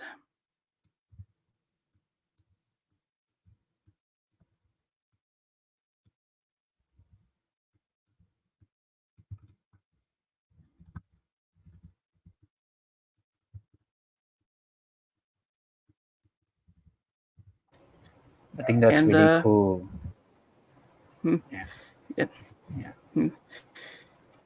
Yeah, thank you, Kat. So yeah, so let's play back our animation, see how it looks, and yeah, that's basically what I did for this arm. So yeah, that's my process. So now we you can imagine how much goes on in this one small little action right here. It's so much. It's a lot of work. Yeah. A lot of work to make something perfect. Putting all your blood, sweat, and tears. Yeah, I recall we were discussing about how this actually it's actually a lot similar to the rubber hosing technique in animation. Yeah, I guess it is like somewhat rubber hose. So yeah, now let's move on here.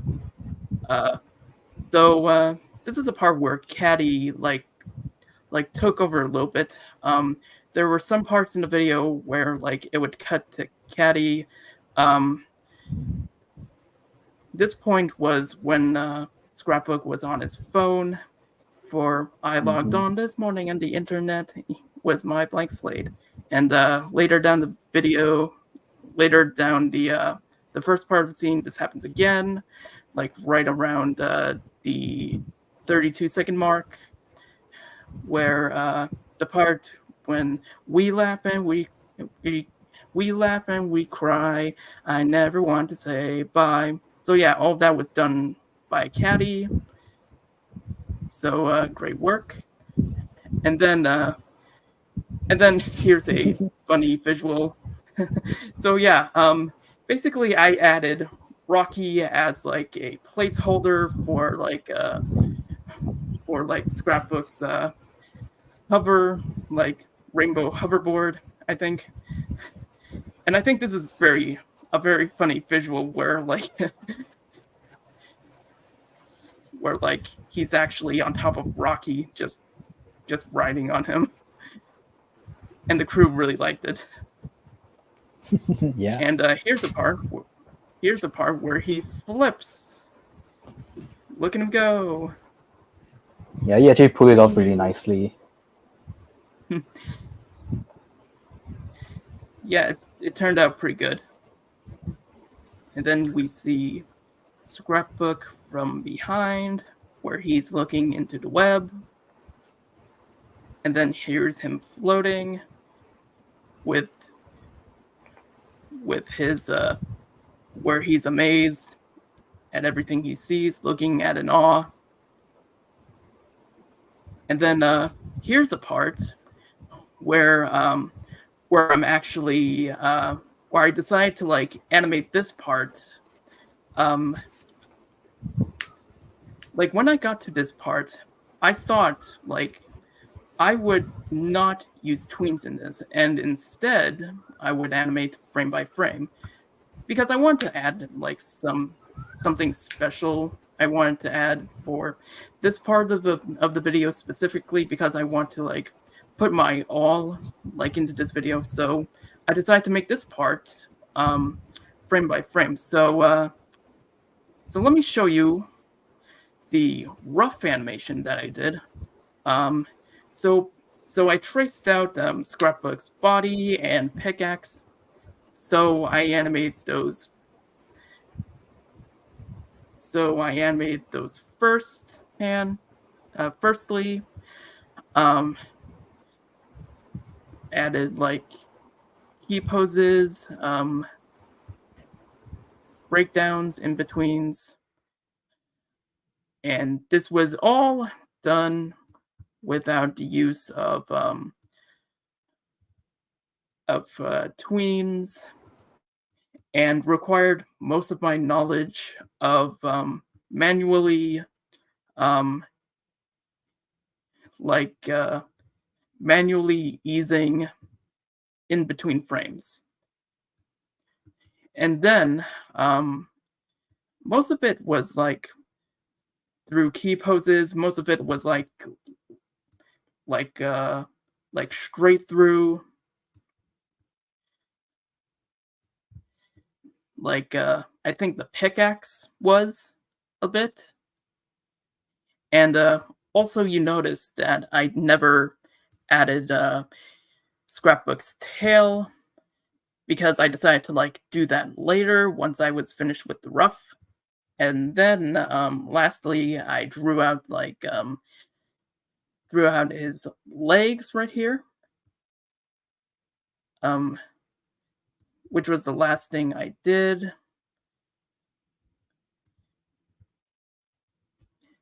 And then here he is, like when I finally got to work on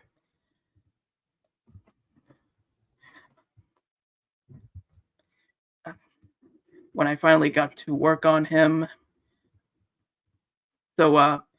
So the pickaxe was, I animated the pickaxe inside his body as opposed to like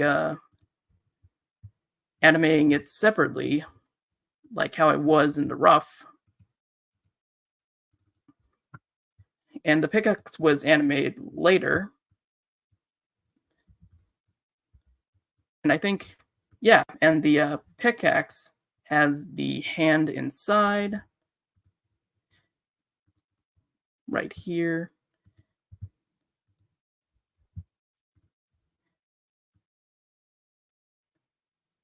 And I also tried to match up the facial expressions and lip sync with the keyframes, just so they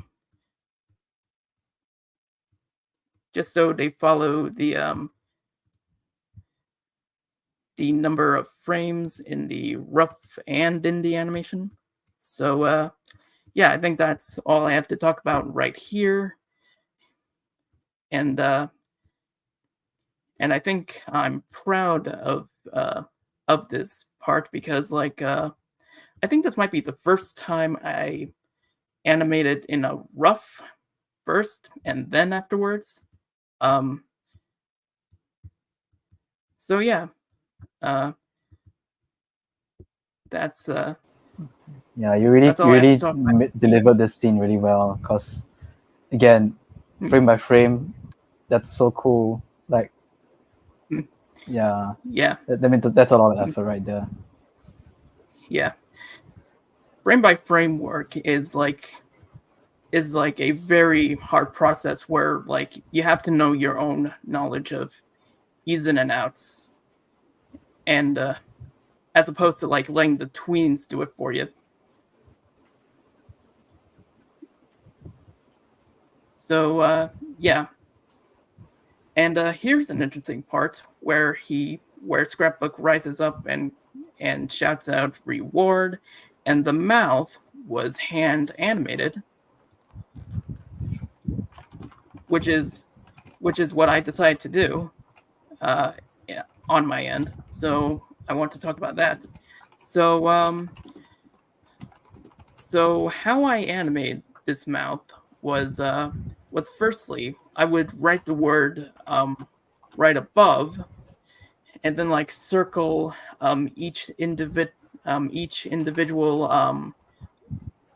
like letter that represents the sound to match up with the mouth here. And additionally, I also tried thinking, like for reference, like how I would say the word reward. So I would repeatedly say the word reward and then think about how my mouth would like shape that out. And I also look in the mirror to see how my mouth would look while saying reward. So that's pretty good reference if you're gonna do something like drawing each individual mouth to say one word or more.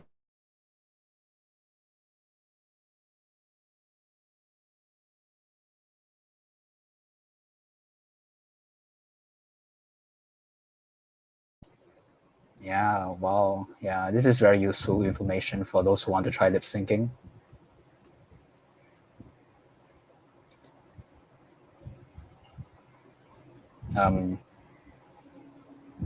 Are you there, Bran? Bran like stopped Wait, what? mid sentence. Oh. Oh, okay. Got it back. Okay. He's back. He's back. Okay. He's back. Wait, did something happen? Yeah, What happened? it froze. The screen froze a little bit. And I was like, Oh no. It's fine. It's fine. It's only the last 10 seconds. Yeah. Oh. Oh boy, that was funny. Adobe. Okay, why? so anyway. So yeah, I think that's all I have to talk about this scene in particular. Yeah.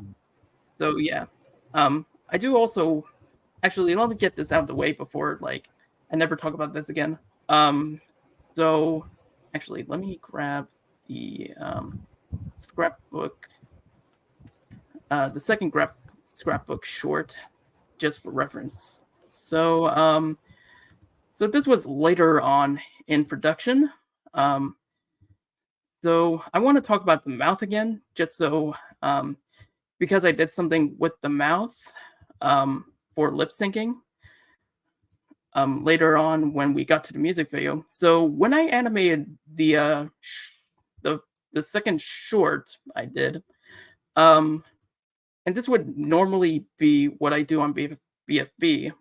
How I would lip sync the mouths was that I would first make a mouth symbol with each individual mouth here, like open mouths, closed mouths, FV mouths, O mouths, and then completely closed.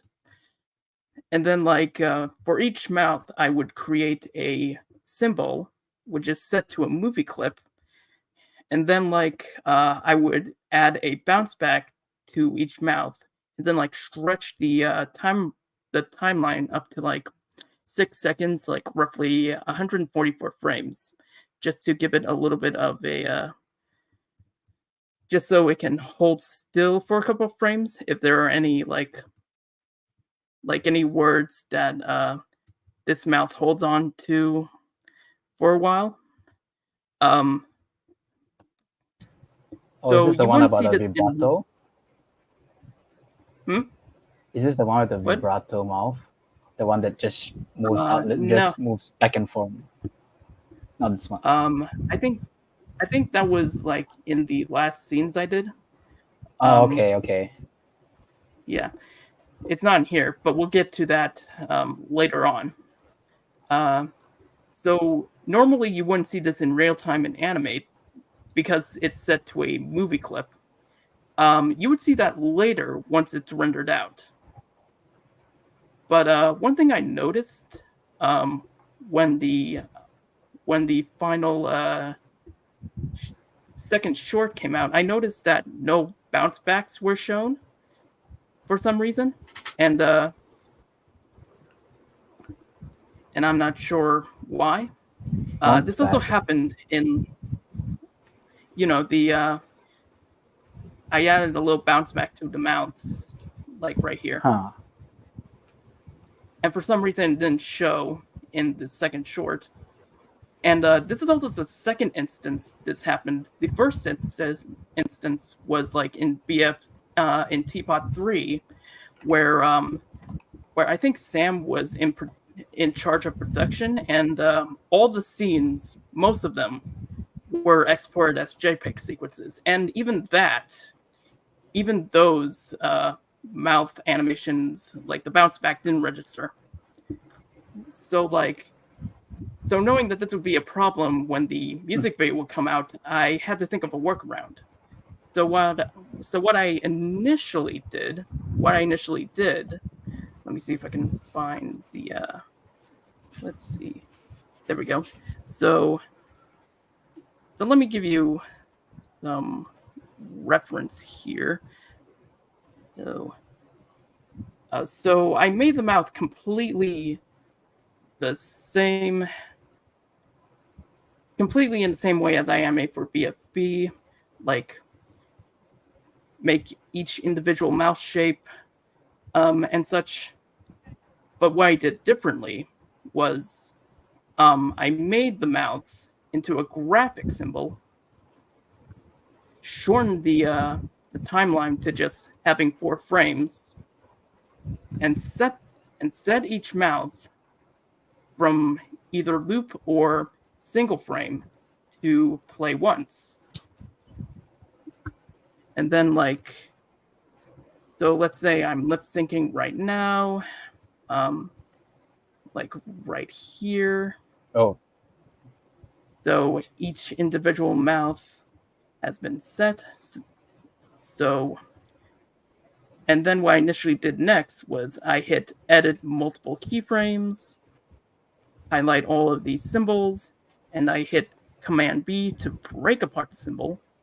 And now, not only can you see it in the render, but you can also see it in real time in Adobe Animate.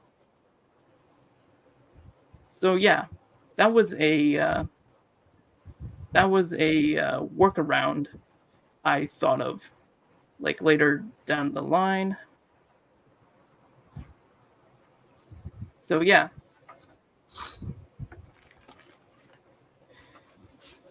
So now we're done with. Yep. So what's the last? So there's still one more section, right? Okay, so I'll try to make this very quick. So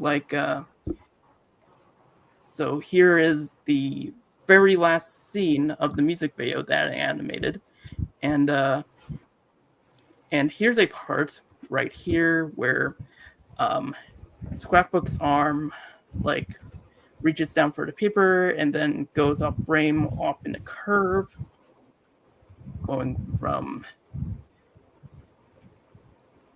from here to here, like going up in an arc. So again, I use each properties separately. Tweening property for this part. So to put it in comparison again, here's what it looks like if it was just a single tween with all the properties selected. If they were just all one tween. Sure, this looks fine, but to give it more uniqueness, here it is where I set the position to a cubic ease and rotation to a sine ease. So just to demonstrate more thoroughly, here's what it looks like if I gave it a different tween, like if I give this a quint ease out. So now the rotation moves downward, and the arm doesn't go away until like right about here. So, and now, oh yeah, and the and he's looking at the photo backwards. It's okay. I fixed that in the final production. Yeah. And here is a placeholder for the glitchy effect, the glitchy box. I don't know what you call it, but yeah, that's a placeholder. And here's some more. And here's some more stuff here where I animated the arm with each property separately, gave them different eases. And then, and the vibrato mouth. So, yeah. So this is basically, yeah, probably the best thing I've animated. So yeah, so this was tweens converted into keyframes as well to give it like a more like frame by frame effect. And this mouth was actually one of the mouths for like for like the different mouth shapes. And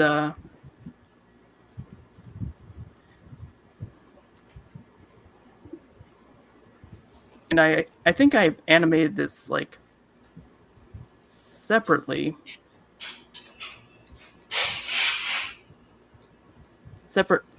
after breaking it down. And I really like how it looks. Really, yeah, really looks good. I enjoy seeing your animation process so much. It's so cool to me. Brand's just such detail in the animation. Yeah. And I think that's why I'm so grateful for to have Brann on board in the Scrapbook Crew. You gathered up the best animators out there. It's crazy. All right. So yeah. Anything else you want to share, Brann? I think that is all I can talk about. I think I've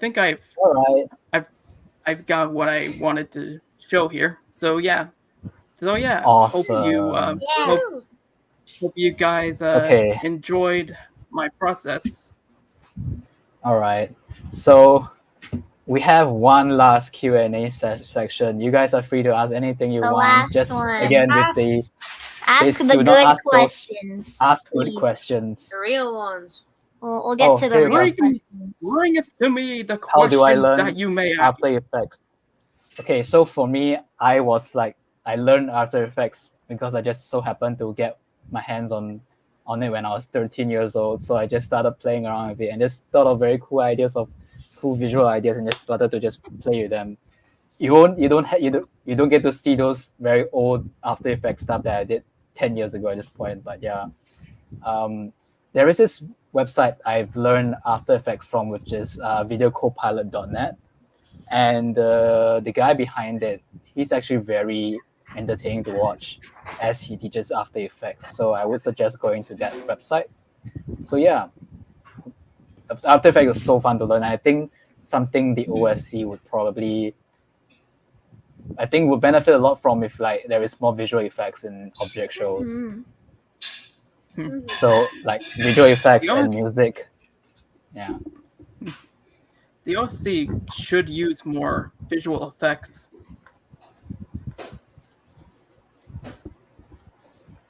Yeah. Okay. I already answered this again, but you keep asking. Apparently, they're all Gen Zs. Makes sense. It's I'll let you decide, Kempa. Cause I mean you already added Scrapbook You already and added friends, them. so what other games does Scrapbook play other than Minecraft? Ooh, what games would he play? I feel like feel he would. he would play- I feel like he would actively avoid horror. Yeah. That's a very scrapbook. He's a scaredy cat. You think Cat. he'll play? Cat. You think he'll play? Nice. Do you think he'll play rhythm games? Like, Ooh, Yes. he would so Yes. be a He'd rhythm love gamer. Rhythm Heaven.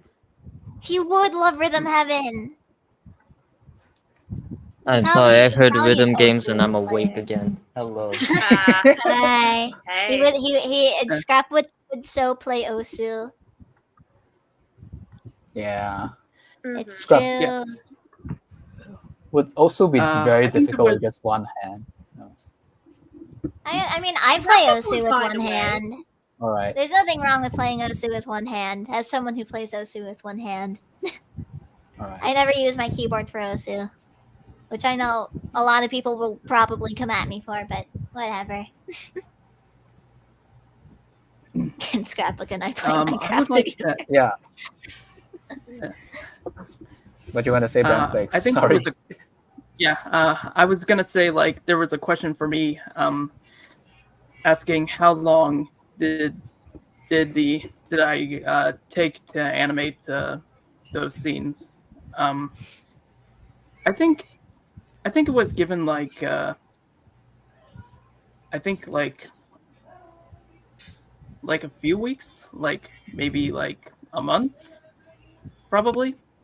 Almost a few weeks, like fact spread check on across me. different months, I think. Yeah. Yeah. I think it was like a couple of months In Like in in as a between. whole, I guess. Yeah. I mean, we've been working on this for like a long while now. Yeah, this is. Mm-hmm. It's been around for since 2022, 22. late 2022. It's crazy how far this has come. Yeah. Yeah. If you wanna, if you wanna send in fan art, do like send. I'll actually I kind of wanna. I'll put up the screen about the fan arts again. So if you guys want to send in fan art, do send it via like Twitter, Instagram, YouTube, and then have the hashtag. This is Scrapbook. Hashtag this So is these are Scrapbook. some examples. These are some examples of fan arts that people have sent so far, and I'm so happy to see them.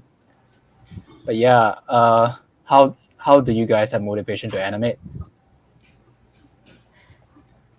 You just have this vision in your head that Scrapbook is so cool. I think it's just. I think it's like I think discipline, like getting definitely. yourself motivated. Yeah, like getting yourself motivated to like start animating on it. Yeah. I feel like that goes for any form of art, really.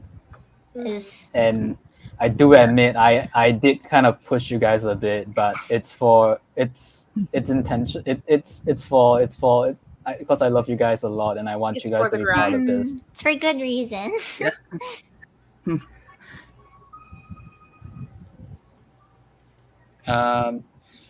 Of course there will be, but eventually.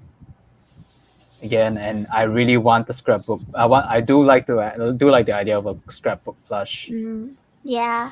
Oh yeah, yeah. A scrapbook plush would be amazing. I would buy. I'd buy it. I'd buy. This is a very good question, and this is something that Colorful and I have discussed when it came to like designing booths for the short, and we were trying to design for different heights of objects. And I think it's fair if we can also design stuff that's like accessible for Scrapbook because he only has one hand. Like I think for like example holding the phone, it's gonna be a little bit different for Scrapbook, but I think we should consider all these kind of things we should consider when it comes to designing characters like Scrapbook. Kat, I found a good question that you could probably answer. Okay, where is it? Where is it? You scroll up a bit, and it says, "What would be some of your tips for managing or working on a project such as that you feel could help people Okay, I'm trying struggling to to find work it. on like?" That's a very good It's a pretty lengthy one. You scroll up a little. It's there. Okay. Oh, this is from Dashi. Yeah, it is. That's why I noticed it. Sorry. All right. So this is a very good question. I think this was something I had to figure out along the way when I was doing Scrapbook, and it's really down to like having the discipline and having dedication to this project and having to understand everyone's different needs and requirements, because again, it's more like trying to balance everything out, and sometimes you have to compromise in some areas, sometimes you kind of have to readjust your thought process. And I think that's how we should go about doing things. Like whenever we try to go for something, always think of ways that it could go wrong. Even though it's kind of things that we don't want to happen, it's good to have backups and be flexible. And it's something that I have to learn as well, because I'm someone that likes to stick to things when I do things, but you have to admit that things don't always go as planned. Yeah, and it's always good pop to up, things happen. Yeah. Exactly. So we must plan for when things go wrong, and things Plan couldn't for go your way. flexibility. Plan to be flexible. Exactly. I see. Yeah. I hope that answers the questions, because there will always be struggle. Ooh, can I just say pistachio? Pistachio ice cream.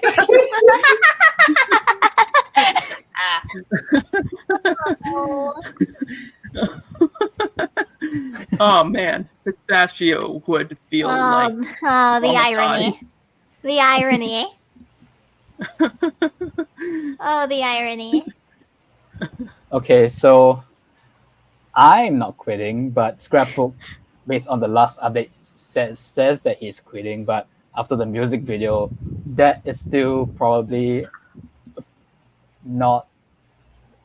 He'll probably come back, but I'm definitely not quitting. Not anytime soon, I don't think. Guys, I don't think he's good. I've seen a lot of people confused about it too. I think it's a little funny. Yeah, it's funny. I think the ARG went a bit crazy. A bit crazy. Little bit. Oh, this is a fun question. It says, "What would the This Is Crew's starter Pokemon be?" Ooh. I guess if I were, I mean, I'm currently playing. I have only just started playing Pokemon for real, and I was like playing Gen 5, and Gen 5 was like meaning as the water type, which I forgot the name of. Oshawott. Wait, was it Oshawott? No, Oshawott, okay. the Gen 5 water starter. I know what mine would be. It's the only Pokemon game that I have ever played. The only Pokemon game I've ever played. Gen 5 is black and white, right? Yeah. Okay, Piplup is Gen 4. Oshawott. I love Oshawott. Well, I was gonna say Mudkip because the only game I played was Alpha Sapphire. I named my Mudkip B phone. Okay, Piplup is Generation 4. Yeah. Gee, you go first. I'm stuck between which to choose, but if I have a choice, I'm also kind of stuck. Maybe, yeah. Like if I have a choice, probably most likely Eevee. Wait, I don't think Eevee is considered a starter because of Let's Go Eevee. Okay. Oh. Well, I mean, I don't play Pokemon. Oh, can I change my answer just, to Eevee then? I love Eevee. Yeah. That's fair. I really wanted to get a Jolteon in my team. Eevee's my favorite. I'm trying to get Sylveon in my Pokemon Go, and it's impossible. I can't do it. Right. My favorite starter is Poplio, so I have to go with Poplio. Gen 5 Poplio is is so cool. right. I was so sad because when I vividly remember when the starters for the Alola region were first announced, Poplio was getting so much hate, and I was so mad about it. Like that was just a little guy. That's not very cool. Gen 5 was my favorite gen, so I wanted to choose something from Gen 5, but Poplio overall is my favorite starter. Yeah. Yeah.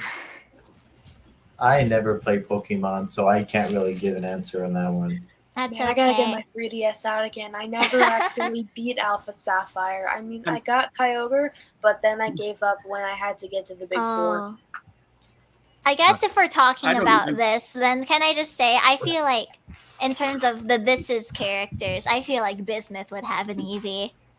Bismuth would have an Eevee. Oh my gosh! Oh, right, because it it's works so well different because paths. it's choices. Yeah, exactly. Mm-hmm. But now I can't decide. Just like Eevee. I have Just not like touched Eevee. Pokemon. I have not played Pokemon in a while. Me The last neither. game I played was Scarlet. That was like 2022. I chose the.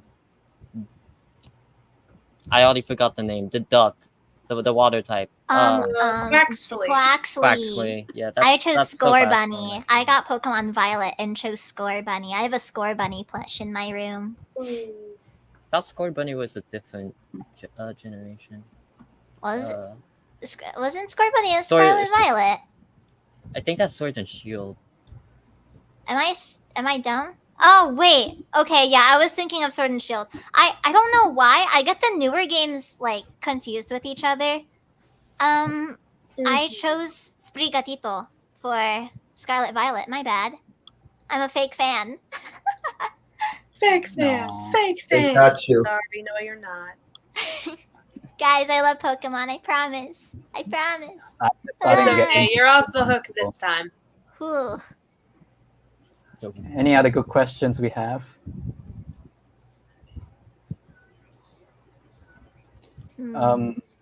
I'm definitely going to open auditions once Scrapbook is finished to work on a different project. So yeah, stay tuned for that.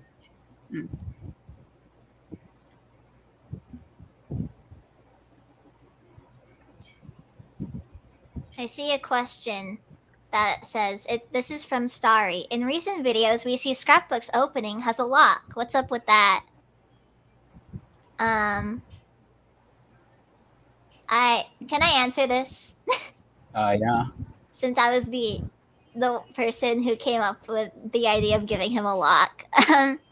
So it's like the lock is supposed to represent how so Scrapbook is like full of memories from like all his childhood days, all his internet days, his silly internet days from being younger and like Minecrafting and stuff, because that's all he's ever really known as a kid.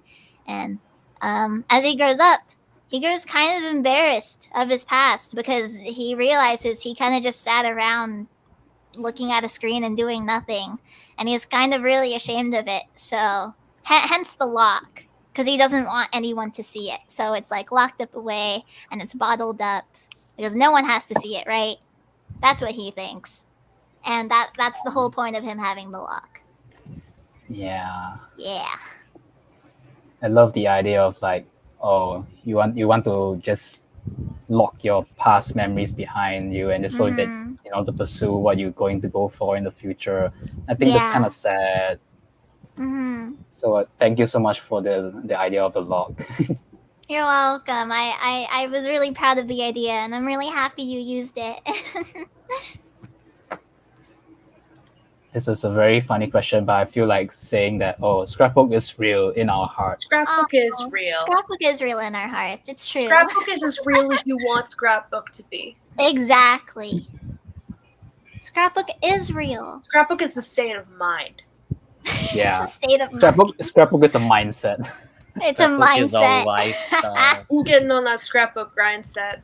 It's true. It's true.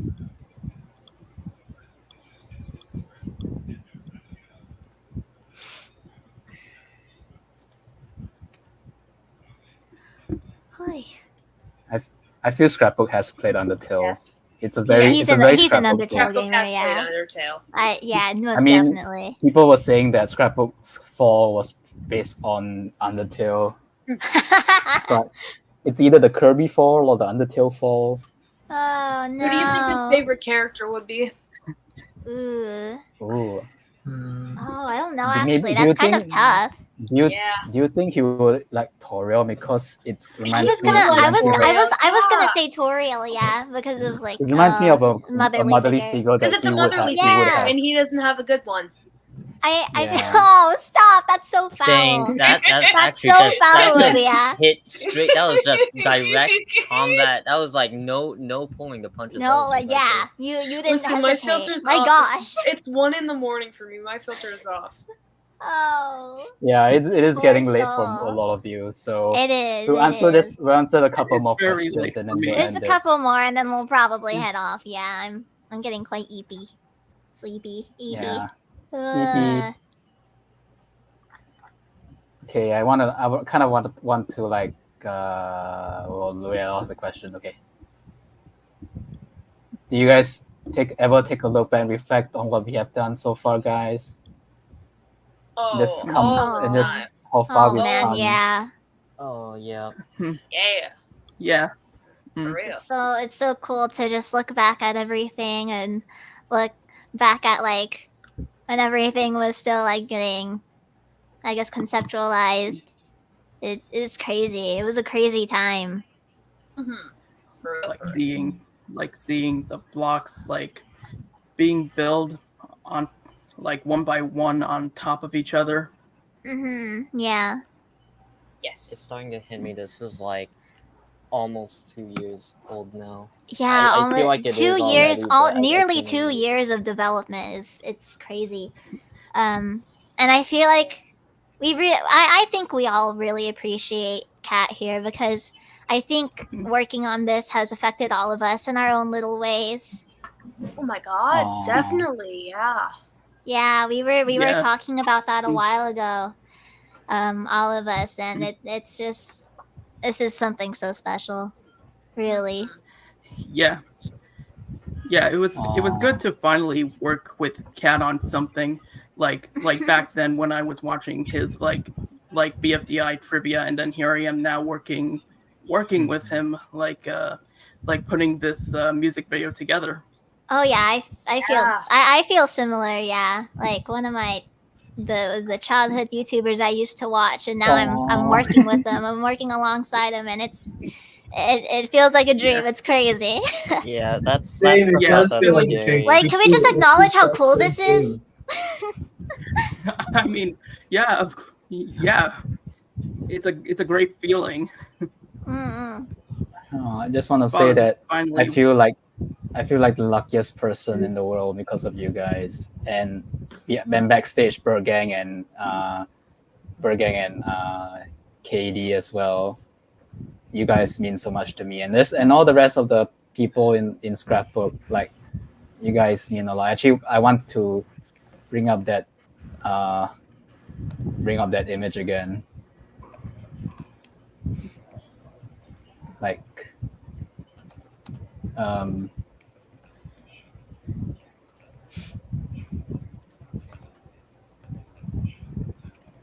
just so much thanks to you guys for coming along with me on this journey. Yo, Mm. yo, yo. Oh my Look at god. all our signatures.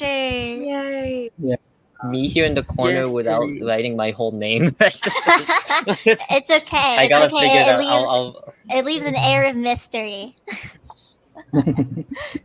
Yeah. All right. That's a very nice question to end on, but I kind of want to answer one. We can just answer one last question. Do you guys pick the best one you see? All right, y'all better Okay. come in with a good Like question. each or We're picking No, one. just pick one and then Just one for all of us to answer. Okay, guys. Okay, come up with the Yes. best question. The Think best long question. and hard. no Think shipping, long, no hard. people Think, are just about your choice of words. Okay, any. this is like this will impact. This is the- really important. This will impact the rest of the scrapbook journey forever. forever ever. It's Big true. choices. This is business here. Standing If only we in could the combine these live separate chat, questions. lost inside the questions. Like, The final question. You're gonna No. get it stuck in my head. I remember while I was working on the project, I kept listening to This Is Bismuth over and over again, and I was like, man, I can't wait for This Is Scrapbook to come out. It's gonna be so good. What if I could answer all the questions in a Q&A? Okay. Man, I I'm think- not good at making decisions. Guys, I I'm can't. bad at picking. Okay. I think Are we? we are. Do we ever? I think this is the collaborate best on- question I could find. So True.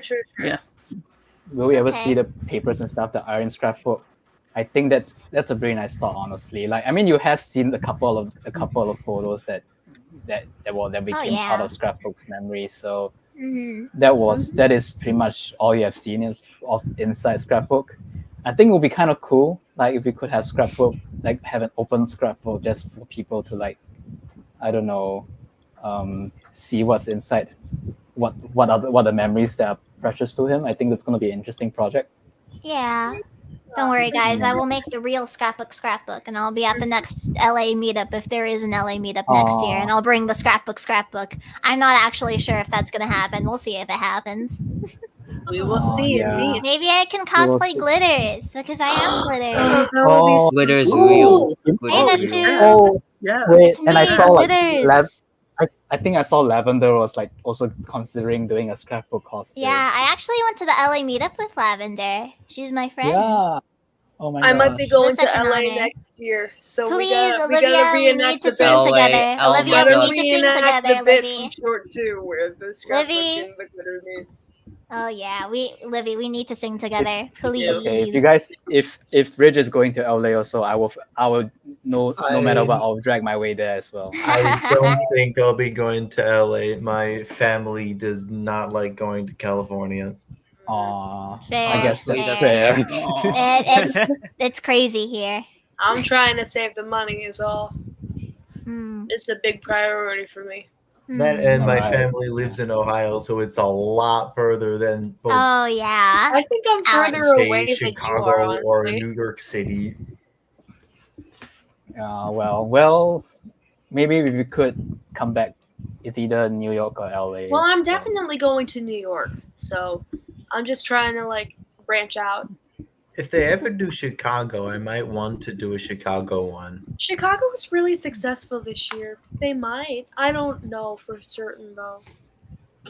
Yeah, We and will I have think to they see. are. Yeah, I know doing this for also drains a lot of all of the Jack and Jellyfy teams. So, and yet they were able to pull out all these episodes at the same time. So Mhm. really I'm well so done to them. grateful that I've avoided BFDIA 14 spoilers all this time.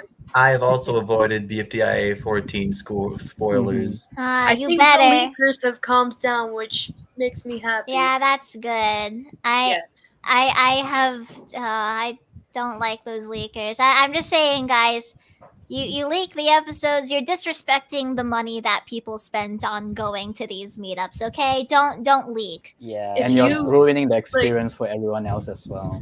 I can't even count the number of leaks on my song that I found. I'm gonna Right? find those people. I found so many. Not cool, gang. I found so many like right after I exited the LA meetup too, and I was like, oh come on, guys, you know better than this, OSC, come on.